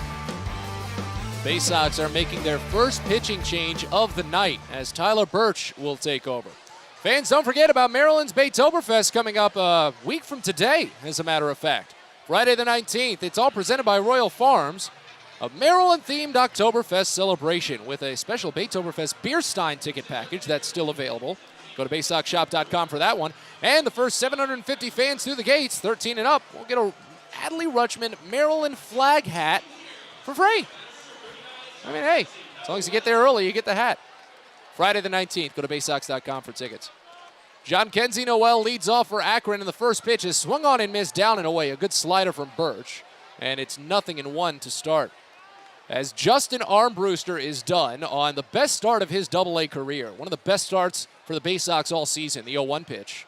Misses down and inside. It's 1-1 on Noel. Armbruster tossed 6 innings, allowed just 3 hits and 3 runs all earned. He struck out 3 and walked only 1, allowed a home run. He had 5 2/3 hitless innings before allowing the hits and the runs. As the next pitch is grounded foul right side, count goes to a ball and 2 strikes. It'll be 4, 5, and 6 in the Akron lineup. Noel, then Schneemann and Roller, a combined 0 for 6. Noel has grounded out to the left side twice today. As Birch sets, third base side of the rubber, fires the 1-2. Popped him up foul right side. Count remains. But what a great run it's been for Bowie pitching. Just encapsulates the turnaround that they've had here in the second half. That to start the entire season, over 100 games, they didn't have a quality start all year. As the 1-2 is flared foul again. Noel just reaching for sliders and just hanging on. Count stays at a ball and 2 strikes. But Bowie did not have a quality start in their first 102 games of the season. And now they've had a quality start in 2 of the last 3 nights. The 1-2 pitch. Swing and a miss for strike 3. Breaking ball down from Birch. And he starts his night with a strikeout. 4th overall for Bowie pitching. And now on to Schneemann. Tyler Birch, 6'2", 190-pound right-hander, traded over from Philadelphia back in 2021. On the season for Bowie, 25 appearances, an 0-5 record with a 6.39 ERA, but it has been steadily getting better as the first pitch to Schneemann is crushed out toward right center field. This one's off the top of the wall and scooped by Hudson Haskin. Schneemann will stop at second base with a double, his 6th of the season. Fans are going to get into it because they haven't had much to cheer about in this game, that's for certain.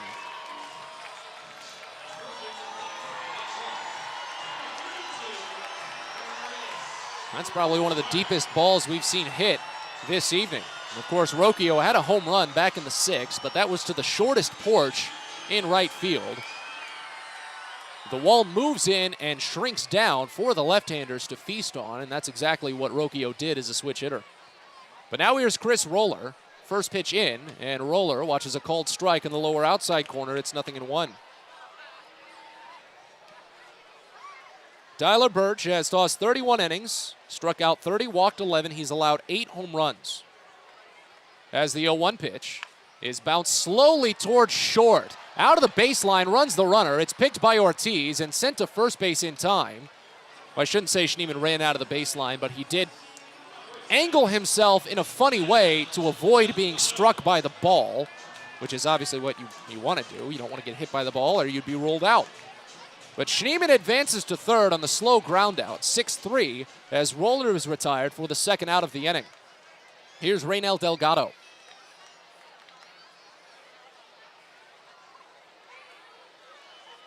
First pitch home. Left-hander watches pitch miss down. It's 1-0. Birch is coming off of 3 consecutive scoreless appearances for Bowie and 4 consecutive appearances without an earned run. The 1-0. Fastball misses inside, and it's 2 balls and no strikes. Birch had 2 outings in the Harrisburg series, combined for 2 1/3 scoreless innings, struck out 3, didn't walk anyone, and only gave up 1 hit. Here's the 2-0 pitch. Outside, it's 3 balls and no strikes on Delgado, who's 0 for 2 on the day with a lineout and a flyout. As Bowie leads 6-3, they still can't be too set in their ways about this game yet. The 3-0.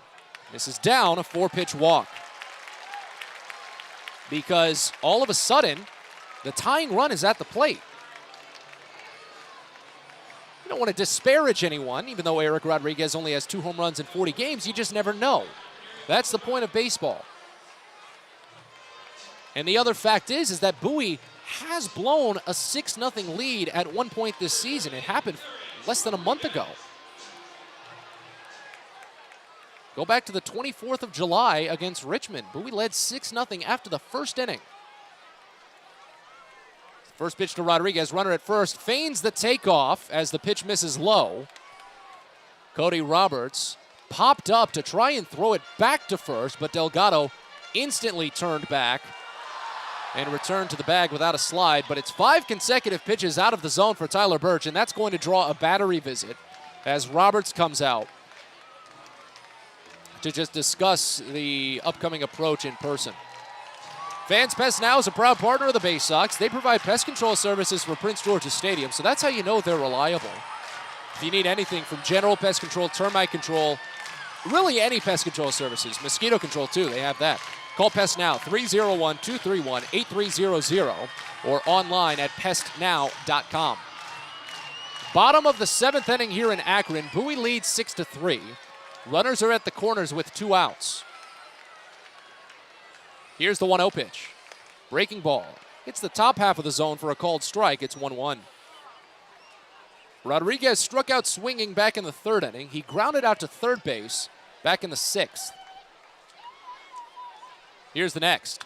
Grounded foul, third base side, ahead on the curveball. Really high up on it and just buried it into the dirt. Count goes to a ball and 2 strikes.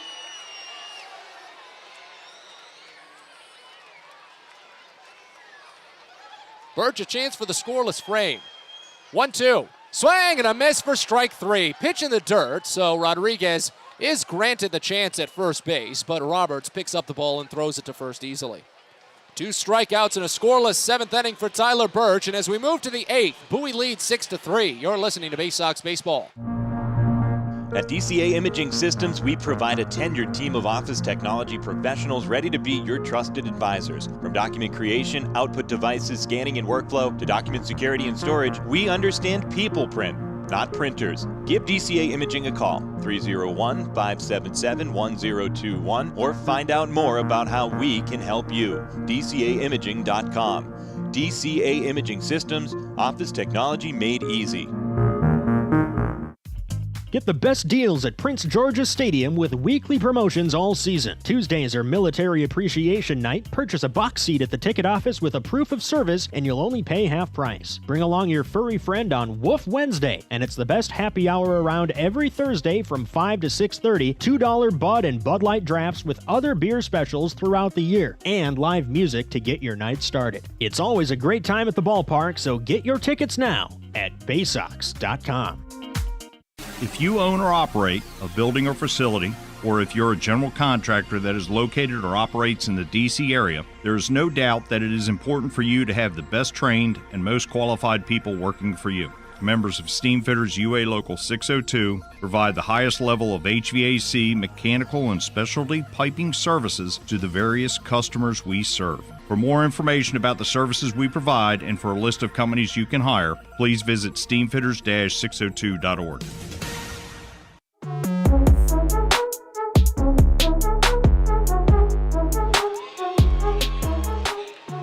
Fans on the Green Incorporated is a proud partner of the Baysox, and they're celebrating 25 years of providing custom lawn care and pest control programs. They've got guaranteed results for residential and commercial lawns, so if you want to enjoy the outdoors this summer, for what remains of this summer, of course, give them a call. Mention this ad, you'll receive a discount on your first lawn care or pest control service. Go to onthegreeninc.com or call 410-695-0444. On to the 8th inning here in Akron as Bowie leads 6-3. Hudson Haskin will lead off as Cade Smith comes out for his first full inning of relief.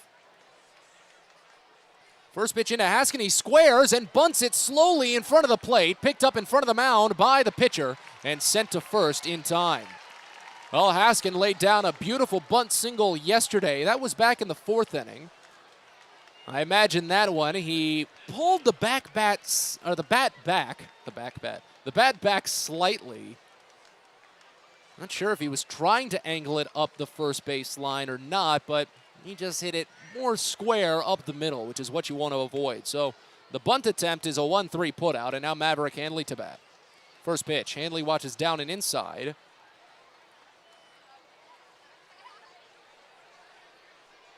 And the count starts out at 1-0. 1 for 4 day for Handley. A 2 RBI single in the 3rd as the next pitch misses high. 2 balls and no strikes. That broke the scoreless game at that point. Bowie was stranding runners on base a lot to open, but now they've turned things around as Handley floats one out toward left field, and a diving play by Micah Prees. He had to negotiate space with the ball, the ground, and the shortstop, Brian Rocchio, who was sprinting out at the same speed. Prees really had to angle his body in a tough way to make that catch and avoid his teammate. An excellent play. Handley misses out on a base hit, and quickly 2 gone. Here's Kobe Mayo. First pitch is a curveball, called for strike on the outside edge. It's 0-1. Lions final on Robert Broom. He tossed 2 1/3 innings, gave up 1 hit, no runs, 2 strikeouts and a walk. As the 0-1 pitch is swung on and missed inside. It's 0-2 on Mayo. It's a 1-for-4 day for Mayo. He singled in the second, but was picked off of second base. Reached on an error in the sixth, but was taken out on a fielder's choice. 0-2 pitch. Knuckled out toward right field. In on the hands, and Quentin Holmes looks to have it read. He makes the catch. So the Baysox go down in order in the 8th. We go to the bottom of the frame. They still lead 6-3. You're listening to Baysox Baseball. From bug bites to burns, fevers to flu, and bruises to broken bones, care is around the corner at Patient First. Walk in to see a doctor from 8 a.m. to 10 p.m. every day of the year. X-rays, lab tests, and prescription drugs are on site, and most major insurance plans are accepted. For routine illnesses and injuries, Patient First is here for you. Patient First, the name fits. Patient First, proud partner of the Bowie Baysox, open 8 a.m. to 10 p.m. every day. The best way to take in a Baysox game is with a group outing at Prince George's Stadium. Everything from entertaining clients to birthday parties and even fundraising opportunities for your team, the Baysox offer plenty of options for your group at unbeatable rates with plenty of options on suites, seats, and decks around the ballpark. Your group can eat their fill and have an unforgettable time. Find out more and schedule your group outing by calling 301-464-4880 or going to Baysox.com.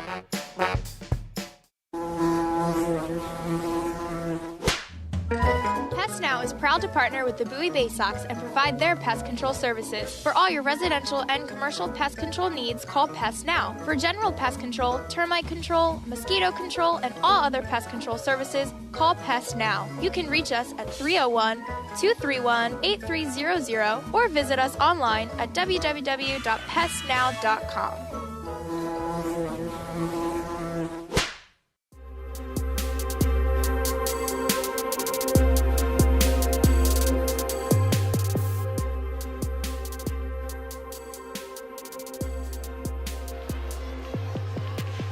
Bottom of the 8th inning in Akron as Bowie is still holding on to a 6-3 lead. Tyler Birch is back out for his second inning of relief. Stranded runners at the corners in the 7th. As he faces the number 9 batter Quentin Holmes here. First pitch is a slider, misses down and away. It's 1-0 to start. It was not a not a good break on the bench for Birch. As the next pitch is swung on and missed down. Runs the count even at 1. As Bowie went down in order on just 7 pitches in the top of the 8th. Cade Smith had a very clean frame. 1-1. Holmes ticks it foul underneath the catcher, and it's 1-2. Holmes broke up the no-hit bid for Justin Armbruster in the 6th inning. After Armbruster had started with 5 2/3 innings of near-perfect baseball. After walking the first batter, he got a double play and was perfect from. The 1-2. Swing and a miss for strike 3. A late hack on a slider in the other batter's box. Holmes looks a bit foolish attacking that pitch. And Birch logs his 3rd strikeout. Now, if you're in on social media, follow some of the baseball accounts. They call that a sword. As it looks like the batter is just flailing a sword at trying to attack an enemy. When in reality, the pitch was nowhere near. And that's what Birch got there. Top of the lineup for Jose Tena. First pitch is swung on and missed down. Curveball opens the count up at 0-1. Already 3 strikeouts for Birch. That matches the 3 strikeouts for Justin Armbruster over his 6 innings. Birch has really been racking up the punch-outs lately. The 0-1 pitch.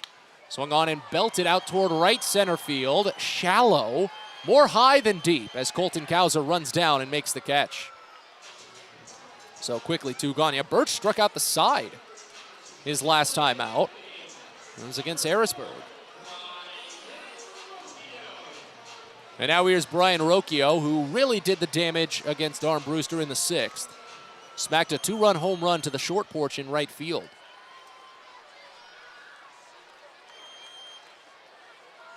First pitch. Down and away for a ball. It's 1-0. So Rocchio has 3 home runs against Bowie now this season. 2 of them have actually come against Armbruster. Last time Armbruster faced Akron, he allowed 6 runs, 3 earned, including a 3-run home run to Rocchio. As the next pitch is fouled off down, it's 1-1. But even so, this has been another well-pitched game by the Baysox. 3-run cushion is nice. You just want the offense to add on a little bit more as the 1-1. This is down and inside. Count goes to 2 balls and a strike, but the Bowie offense has been slowing down. Connor Norby had an RBI single in the 5th inning.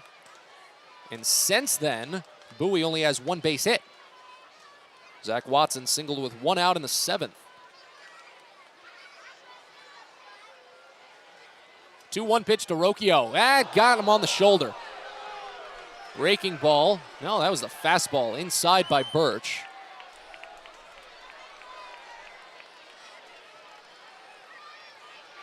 Rocchio, little frustrated, now looks at Birch to see if he'd meet his gaze, but Birch is staring down at his glove.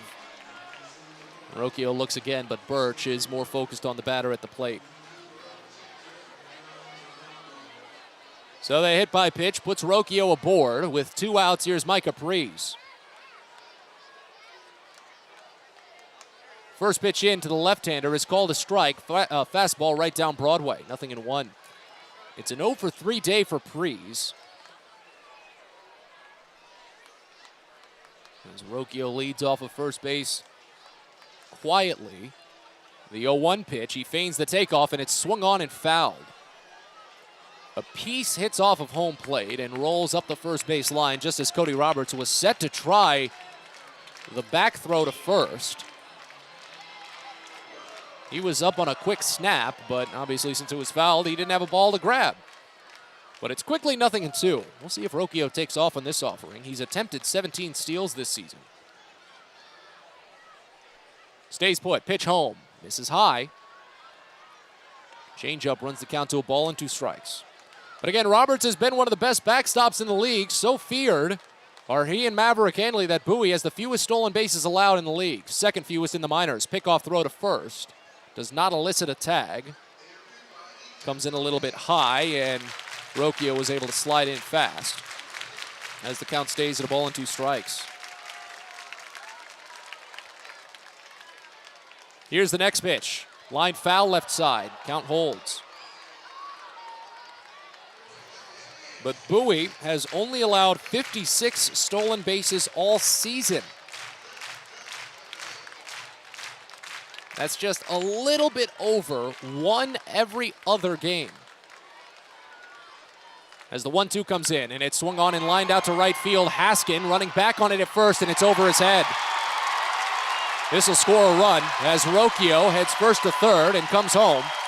An RBI double for Micah Prees on a high fastball, and it's a 2-run game. Bowie leads 6-4.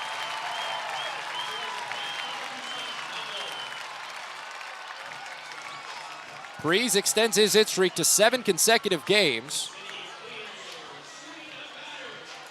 And as I've been saying, you're not out of the woods. This is where Bowie's offense needs to be helping out, pulling their weight. Akron is getting it done late.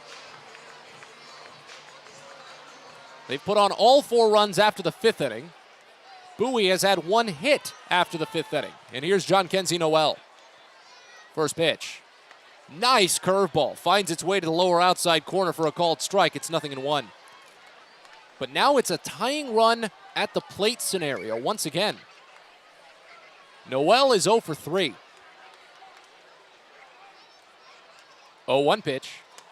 Fastball up and away. Back pick to second base is a little offline. Connor Norby actually had to go down to the ground to scoop it. But even if you know you're not going to get the runner with a throw like that, there's still a strategic advantage to making the throw. And of course, Bowie has some of the most accurate arms to second base behind the plate. The 1-1. Late swing fouled off right side. Count to a ball and 2 strikes. There is the strategy in it. It potentially shortens the lead for the base runner. Shortens the lead after the throw as well, even if they aren't attempting the steal. 1-2 pitch. Swing and a miss for strike 3. A nasty slider down and away, and Noel had no shots. 4th strikeout for Tyler Birch. Strands a runner at second, but Akron gets another on the board. 2-out RBI double by Micah Prees, and as we go to the 9th, Bowie leads 6-4. You're listening to Baysox Baseball. Well, the Baysox are getting radical on Thursday, August 18th as we go back to the 80s. Get that perm done up, rip off those jeans, and toss on your jean jacket for the 80s Rewind Night. A totally tubular night of the greatest musical decade with live music and beer specials from 5 to 6:30. So head on back to the 80s with the Bowie Baysox on Thursday, August 18th. Get your tickets at baysox.com. Celebrate the history of our national pastime at the National Baseball Hall of Fame and Museum in Cooperstown. See priceless treasures that will bring your baseball memories to life. Connect with events that have shaped and changed the game and our country. Our stories to tell, your memories to share. Plan your family visit today at baseballhall.org. See you in Cooperstown, where the journey becomes legend. Baseball is a game of specialists. Base stealers, closers, cleanup hitters. Together, they help their team stand out from the rest. Specialists also help set Chesapeake Employers Insurance apart from other workers' compensation insurance companies. Our health services team includes orthopedic surgeons, nurse case managers, a physical therapist, and more, all to get your employee back to work, contain costs, and keep premiums down. That's teamwork. To learn more, connect with your agent or visit Chesapeake Employers at CEIWC.com.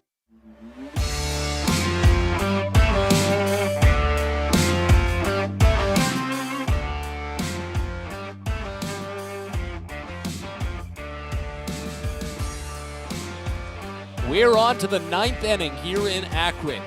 What started out looking like a big win for Bowie has turned into another close contest as the first pitch to Toby Welk misses inside. It's 1-0 to start. Bowie led 6-0 after the midway point of the 5th, but it's now 6-4 as the next pitch to Welk is outside, a fastball, 2-0. Cade Smith is back out for his 2nd inning of relief. He picked up an out in the 7th inning and spun a perfect 8th on just 7 pitches. The 2-0 to Welk. Misses high, a breaking ball, 3 balls and no strikes. Smith will face 7, 8, and 9 in the Bowie lineup rather, with Welk, Roberts, and Watson. As the 3-0 pitch is called a strike in the lower outside corner. No green light there for Welk. It's 3-1. But what matters right now is on the top side of the Bowie lineup, so they want to get there as the 3-1 is popped up, foul behind home plate. Rodriguez didn't lose the mask. He gave it a jog, but it gets out of play. Count runs full on Welk. Because if Bowie can at least get one base runner in this inning, Connor Norby will bat, and he's got 4 hits on a 4-for-5 day. Bowie has not had a 5-hit day since the 2019 playoffs. As the payoff into Welk is fouled off back to the screen, it's still full. But a little bit farther down after Norby, Bowie will need a big rally brewing to get Joey Ortiz another plate appearance, as Ortiz is 0-for-4 on the day. The 3-2 pitch, called strike 3 on the lower outside corner. Welk knew it. Slider down and away, and that's the first strikeout for Cade Smith. 7th overall for Akron pitching. And now here's Cody Roberts. But Ortiz is 0-for-4, in danger of losing his 18-game hit streak. He's tied for the longest in the Eastern League this season with Portland's Pedro Castellanos. But unless Bowie puts on a brewing rally, he might not have another chance. First pitch to Roberts is called a strike. In the lower outside corner, it's 0-1. Bowie themselves have not made many chances since the end of the 5th inning.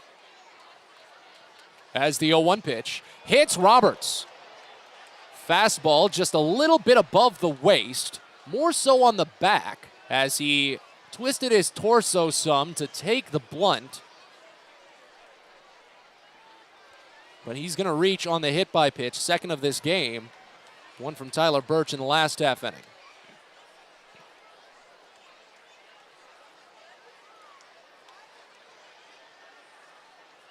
Here's Zach Watson. So at least Bowie has that one base runner for Connor Norby now. First pitch, Watson pops it foul right side.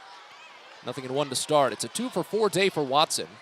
RBI single in the 5th inning. He reached on an error in the 4th and scored a run. He singled up the middle in the 7th inning. But since the 5th inning, Watson has been the only base hit for Bowie. That single in the 7th was it. He got to second base and was left there. 0-1 offering. Watson pops it up on the infield. Left side, sprinting down the third baseman. Delgado moves to his left and makes the catch. Came down probably about 60 feet before pulling it down, and there's 2 away. So now it's Norby with a chance to pick up the 5-hit game. But with 2 outs, Bowie has a lot of ground to cover. If they want Ortiz to get another plate appearance. First pitch, Norby pops it up himself to the right side. Foul ground, Noel ranging to the warning track. He stops, and it's off of his glove, falls in foul. He and the second baseman both seem to have a read on it, but Noel was the closest the entire time. I'm not actually sure if it hit off of his glove. If it did hit off of his glove, that would be an error to extend the plate appearance, but I don't think they're going to rule it an error. It might have just missed his glove as he tried to curl back and lean back at the last second. But it starts the count out at 0-1 on Norby as he's given a little bit of life. Next pitch from Smith. Check swing, he went. High fastball. It's 0-2 on Norby. Bottom of the 9th will feature the 5, 6, and 7 batters for Akron as Bowie leads 6-4. The 0-2 pitch. Norby takes a late hack at a changeup and pops it up again, left side of the infield. Ranging down into foul territory, Delgado is there, and he makes the catch. Bowie gets sawed off twice. A hit by pitch is their only base runner in the 9th. And as we go to the bottom of the 9th, they need to hold the line once again. They lead 6-4. You're listening to Baysox Baseball. Most people don't know what a steam fitter is. More importantly, what we do and how much it impacts you. Just take a moment to think about what your world would look like if you didn't have the ability to generate electricity, to have heating or air conditioning, microchip production, internet service, web-based storage, cellular service, and frozen or refrigerated produce. Could you imagine? And these are just some of the things that we impact. Please visit steamfitters-602.org and let's talk about how we can bring value to you.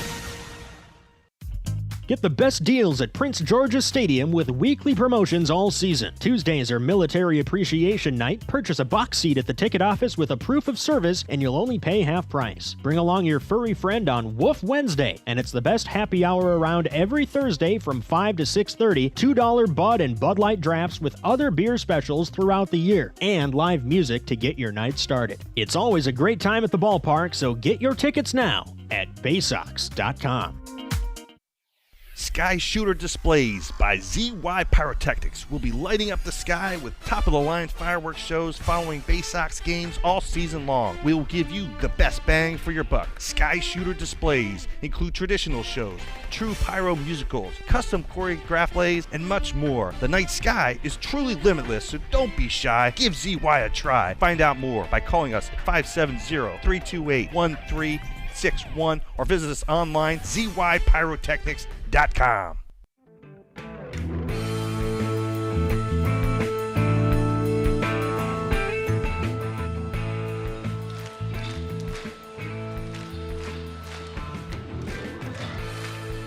Thank you so much for stopping by. It's always a pleasure to have you along each and every night. Matt Sabatas with you from Canal Park. I'm so glad you're here. And as tense as this game has been, it's still been fun to bring it to you. As we move to the bottom of the 9th inning here in Akron, Bowie leads 6-4. They had a 6-0 edge at the halfway point of this game, But the second half of the game has been all Akron. Bowie has just one hit, while Akron has 4 runs. The Baysox will make a pitching change as Griffin McClarty comes on to try and earn the save. Tyler Birch is done. 2 innings, 2 hits, 1 run. It was earned. He struck out 4 and walked 1 batter. McClarty will face off against 5, 6, and 7 in the Akron lineup, starting with Daniel Schneeman. It'll be lefty Schneeman, right-hander Chris Roller, and then left-hander Reynel Delgado. Among the 3, Schneeman is the only one with a base hit. He doubled in the 7th inning against Birch and was left stranded at third base. First pitch in. Schneeman watches wide, and it's 1-0 to start. Griffin McClarty, 6'3", 185-pound right-hander, 8th-round draft selection in 2019 from College of Charleston. Fires the 1-0. Check swing, called a strike. On the outside edge, it runs the count even at 1. McClarty with Bowie has made 18 appearances, gone 1-2 with a 5.93 ERA, but he's on one of the best runs of the season for a Baysox pitcher. The 1-1. Outside, 2 balls and a strike. 30 1/3 innings worked this year for McClarty. He struck out 38, walked 23, allowed 5 home runs. As he quickly turns to fire the 2-1, it's called a strike on the upper outside corner. Well-placed fastball. Draws a scattered boo around the handful of filled seats at this ballpark. A good turnout tonight, but Bowie still trying to pick up the win, 6-4. As McClarty sets. 2-2 to Schneeman. Swinging a bouncing ball up towards second, scooped on the run by Ortiz. He checks to make sure it's in his glove before quickly firing to first for the putout, 6-3. McClarty comes into today's game on a scoreless streak of 12 2/3 consecutive innings. That is the 4th longest streak of the season. Garrett Stalling still has the longest of the year with 16 scoreless innings over the stretch of July, but McClarty has not allowed a run since June 19th. This is his 2nd appearance of the series, as the first pitch to Chris Roller is a slider, called a strike in the lower outside corner. Go back to Tuesday, when McClarty came in following Drew Rahm. He tossed 2 scoreless innings, walked 1 batter, and struck out 2. That was it. The 0-1 pitch. Line drive, left field, base hit. It'll slow down on the grass, but Roller stops with a single. And now tying run comes to the plate in Reynel Delgado. A handful of just floated singles for Akron today. Their first 2 hits were like that. It led to a run scoring. They did have some hard hit balls afterwards. Of course, the home run for Rocchio and then the doubles, one from Schneeman, the RBI double from Mike Capriz in the 8th. But they have not been well-tagged seeds, to put it simply. Here's Delgado, 0 for 2 with a walk. Third base plays in, first pitch. Fastball misses low, and it's 1-0. Bowie was able to turn a double play last night in the 9th inning.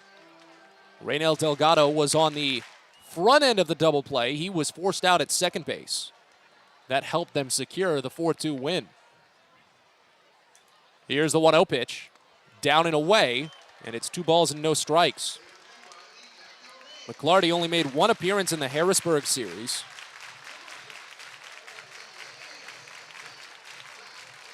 He tossed a scoreless 7th inning and earned the win for Bowie as they broke ahead to a 5-4 win.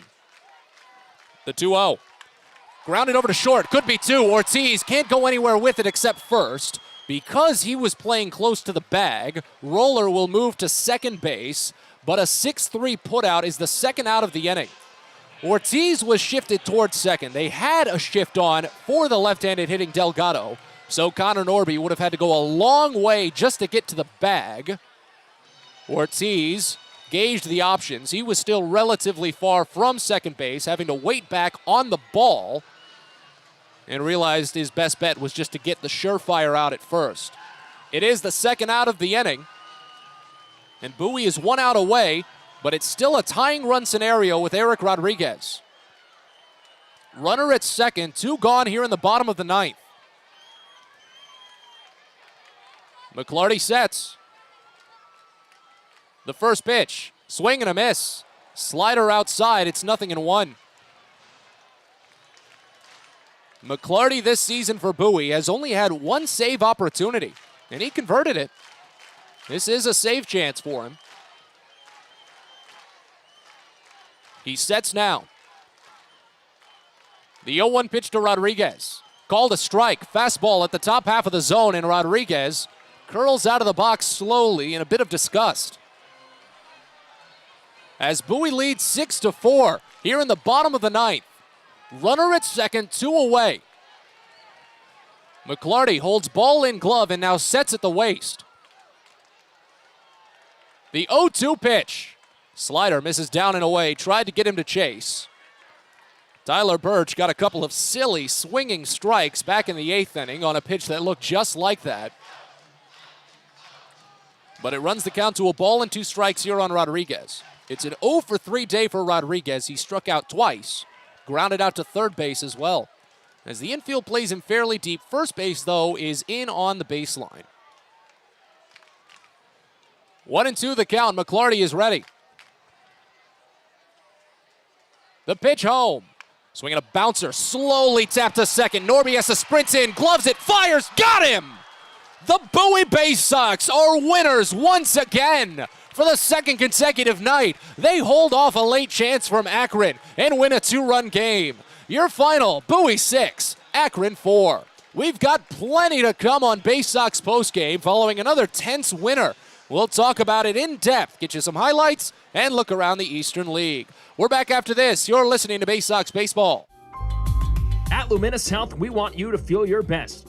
This summer, take the time to catch up on your annual health screenings.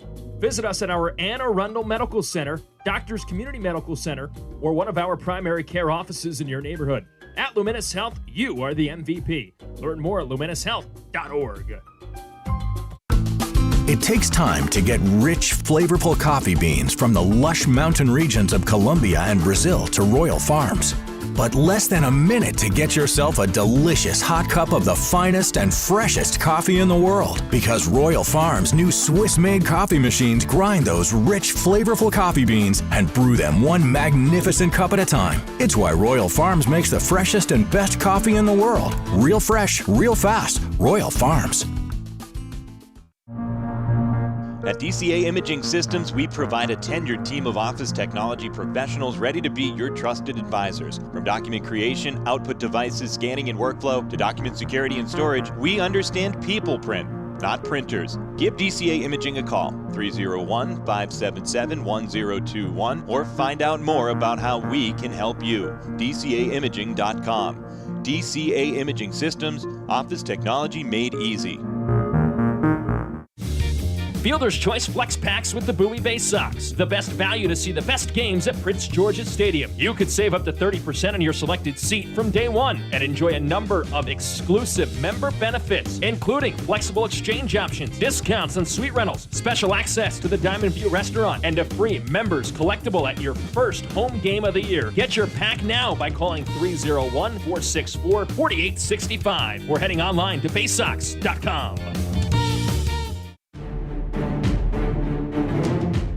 It's now time for the Bowie Baysox post-game show. Let's head back to the ballpark with Matt Sabanas. Well, today was a little more tense than it probably needed to be, as the Bowie Baysox do pick up the win, the most important outcome at the end of the day, a 6-4 final over the Akron Rubber Ducks. Of course, Bowie, though, did have a 6-0 lead at the halfway point of this game. Akron brought it close, but Bowie was still able to hold the line, and at the end of the day, that's what matters, like I said. So we've got plenty to talk about here on Baysox postgame. Matt Sabatas with you from Canal Park in Akron as we'll recap this game in depth and then look around the Eastern League, see how this win is going to help Bowie in the Southwest Division standings. But first we recap. We go all the way back in time to the faraway land of 7:06 p.m. when first pitch came home from Tanner Burns to Connor Norby. It was down and away for a ball, and on the next pitch, Norby singled up the middle for a base hit. But Colton Cowser walked, and it looked like Bowie was really going to start running things. but that was it. Joey Ortiz flew out to right field. Hudson Haskin and Maverick Handley each struck out, and the Baysox were left scoreless after getting those first 2 runners on base. In the bottom of the first inning, Armbruster walked the first batter he saw on just 5 pitches, but Jose Tena was taken out on a double play by Brian Rocchio, and that was pretty much the day for Armbruster because he would not allow a base runner until the 6th inning. 3 up, 3 down in the first on 20 pitches. Well, technically 3 up, 3 down with the walk and the double play. 3 up, 3 down in the second, a perfect second on 6 pitches. Perfect third on 9 pitches. Perfect fourth on 9 pitches. A perfect fifth on 12 pitches. Armbruster had a no-hitter going through 5 innings on just 56 pitches, and that gave Bowie plenty of time to give him at least some cushion. Because while the Baysox did get 2 more runners on base with only 1 out in the 2nd inning, they were still held scoreless by Tanner Burns. Finally, they got something, though, in the 3rd inning, after Connor Norby and Colton Cowser pretty much mirrored their first inning with a single and a walk to get on base. A wild pitch put them both into scoring position, and Maverick Handley had a little bit of 2-out magic to bring them home. 2-2 to Handley. Swinging a line drive over the glove of Noel into right field. This will score 2. Norby's down. Cowser is down to score. 2 RBI single for Maverick Handley, and the Baysox take the 2-0 edge here in the 3rd inning. So 2-0 Bowie after 3, thanks to, of course, Armbruster and his perfect work. As the game moved into the 4th, they were finally able to get a little bit more rhythm against Burns. Despite Toby Welk flying out to center field to open the inning, Cody Roberts walked to start it after that. Zach Watson reached on an error, and Connor Norby gave Bowie an additional run. Norby 2 for 2, a pair of singles up the middle, and the 1-0 is sliced to left field, down for a base hit. This will score Roberts and make it 3-0 Bowie. A 3 for 3 day for Norby as the Baysox tack on some insurance, their 5th hit of the day. That was Norby's 3rd hit of what would be a 4-hit day, but Bowie would still get another run in that frame because Burns had to be lifted after allowing a runner to reach on a fielder's choice, and Joey Ortiz would draw a walk against Aaron Pinto to load the bases. With 2 outs, Hudson Haskin came up, and he saw a handful of pitches. None of them really were hittable, though, and he was smart enough to lay off. The 3-1 pitch. Outside for ball 4, and Bowie walks in a run. Hudson Haskin draws the bases loaded RBI, and it's 4-0. So Bowie had the 4-0 lead on the bases loaded walk by Haskin, and as Armbruster continued to deal, the game moved into the 5th inning, where the Baysox got 2 more base runners with only 1 out. Toby Welk singled, and Cody Roberts walked to have 2 on for Zach Watson.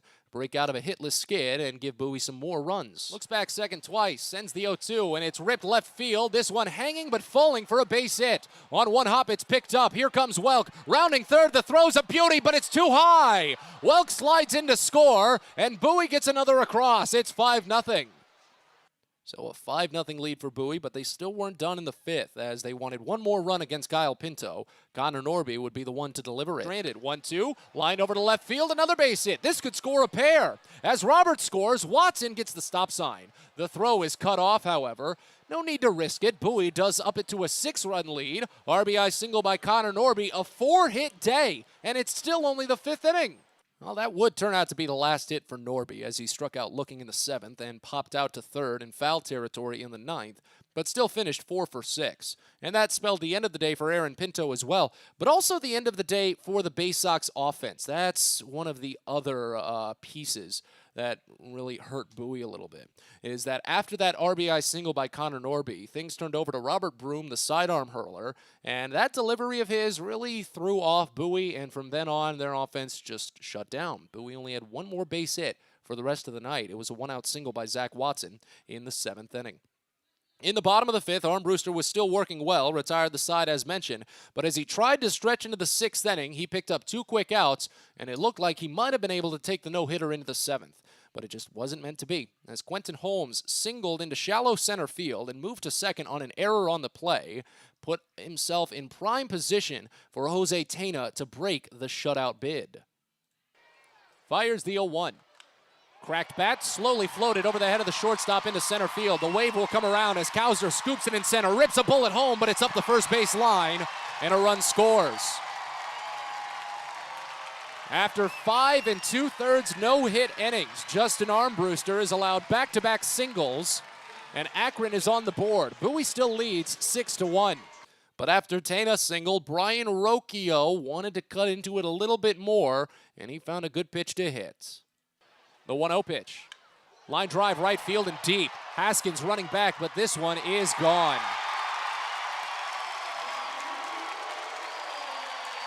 Two-run home run for Brian Rocchio, his 13th of the season. And Akron has cut the lead in half. It's 6-3. So a 6-3 game. Rocchio had 2 home runs now against Justin Armbruster after picking up one against him in July. But Armbruster struck out Micah Prees to end the 6th and polished off the quality start. 6 innings, 3 runs, 3 strikeouts, only 1 walk. As the game moved into the 7th, the Bowie offense had started to shut down. Tyler Birch took over for Bowie. He gave up a couple of base runners in the 7th, but stranded them at the corners and kept it at a 6-3 game.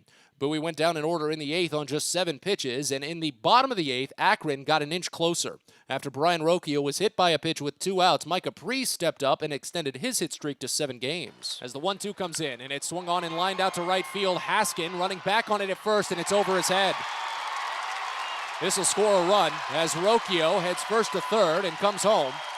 An RBI double for Micah Prees on a high fastball, and it's a 2-run game. Bowie leads 6-4. So Prees at second base, but Birch struck out John Kenzie Noel to end the threat and send the game into the 9th. Bowie went down quietly in the 9th again. They got a base runner on a hit-by pitch, but Cody Roberts was left stranded at first. And in the bottom of the 9th, it was on to Griffin McClarty to try and earn the save. He gave up a 1-out single to Chris Roller, but thanks to a couple of groundouts and Joey Ortiz's infield defense, it was a good finish for Griffin McClarty to give Bowie the win. The pitch home. Swinging a bouncer, slowly tapped to second. Norbiesa sprints in, gloves it, fires, got him! The Bowie Baysox are winners once again. For the 2nd consecutive night, they hold off a late chance from Akron and win a 2-run game. Your final, Bowie 6, Akron 4. So your full box score, Bowie scores 6 runs on 9 hits with 1 error. They left on 13. That is one of the highest totals in quite some time for the Baysox, and it really shows just how interesting of a day it was for Bowie when it comes to opportunities that they might have missed out on. But they still won. Akron scores 4 runs on 6 hits with 2 errors. They left on 4. Winning pitcher is Justin Armbruster. He moves to 3-0 on the season as the losing pitcher Tanner Burns falls to 2-4. Griffin McClarty picks up the save, his first of the year, as the game was played in 2 hours and 47 minutes in front of a paid attendance at Canal Park of 7,227. With the win, Bowie moves back up above 500 at 53-52 on the year, a 2-game winning streak, as the Baysox are now 25-30 on the road. With the loss, Akron falls to 57-47 on the year, a 2-game losing streak for the Ducks, as they're now 31-24 at home. Bowie is now 26-10 in the second half, and Akron falls to 17-18 in the second half. We'll take a look around the Eastern League and see how this win impacts Bowie in the standings as they continue to lead the Southwest Division. We're back after this. Bowie takes down Akron tonight 6-4. You're listening to Baysox Postgame. Everyone deserves a great smile, and Rad Orthodontics is here to help you, Bowie Baysox fans. Rad Orthodontics accepts most insurance, and whether it's braces or Invisalign aligners, anyone can get the smile they've always wanted with our flexible payment options. With 2 of the country's leading orthodontists right here in the DC area, we love to see Baysox fans smile with confidence. So get that amazing smile you deserve. Visit radsmile.com today and book your free consult. That's radsmile.com for Rad Orthodontics, official smile provider of the Bowie Baysox. Celebrate your Chesapeake pride on Friday, August 19th as the Baysox host Maryland's Baytoberfest at Prince George's Stadium. All things Maryland presented by Royal Farms with an upcoming special Baytoberfest beer stein and ticket package available. And with a big chance to celebrate all things Maryland, it wouldn't be complete without your very own Maryland flag designed Baysox hat with Adley Rutschman and his number 35 patched on the side. It's the Maryland Baytoberfest and the Adley Rutschman hat giveaway Friday, August 19th at Prince George's Stadium. So get your tickets at baysox.com. From sprains to stitches, sore throats to stomach aches, and pulled muscles to poison ivy, care is around the corner at Patient First. Walk in to see a doctor from 8 a.m. to 10 p.m. every day of the year. X-rays, lab tests, and prescription drugs are on site, and most major insurance plans are accepted. For routine illnesses and injuries, Patient First is here for you. Patient First, the name fits. Patient First, proud partner of the Bowie Baysox. Open 8 a.m. to 10 p.m. every day.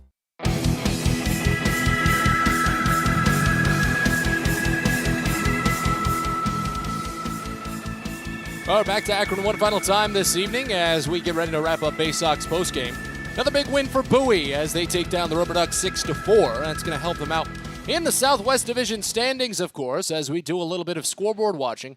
Sadly, though, it's not going to help them out by much as they're just continuing to hold off Erie.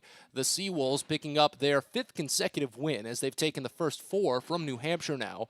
A 3-run third helped a 6-1 effort over the Fisher Cats in Erie. They are still just 1 game back of the Baysox. The rest of the Eastern League has already gone final as well as Binghamton blanks Altoona today, each side with 7 hits, but the Rumble Ponies picked up 2 runs for the win, while Somerset put on 3 runs in the first inning and were able to cruise the rest of the way to a 7-3 win over Hartford. Reading had a 1-0 lead for quite some time against Harrisburg before the Senators tied it in the bottom of the 8th and forced extra innings, but Reading got that tie-breaking runner across in the 10th and beat Harrisburg 2-1. Portland, they had a quick game with Richmond earlier today, 5-2 with a final there at Hadlock Field as the Sea Dogs picked up the win.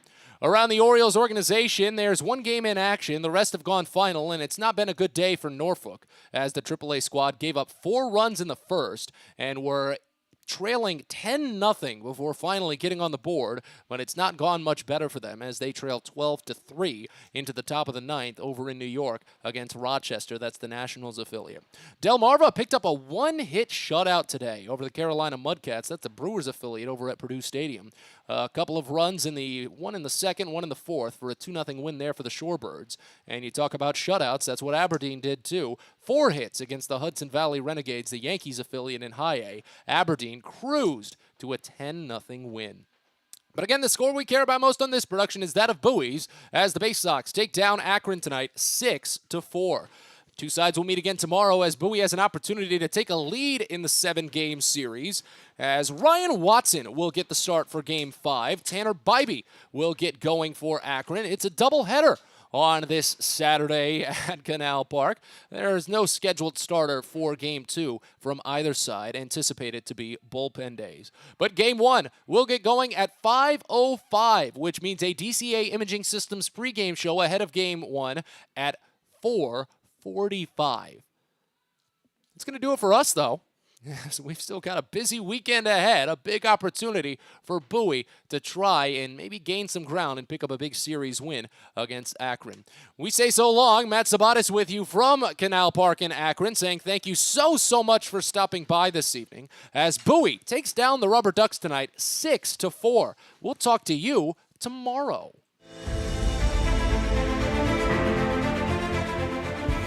Thanks for listening to Bowie Baysox Baseball. We hope you enjoyed today's game and join us next time for another exciting broadcast coming up soon. This has been a presentation of the Bowie Baysox.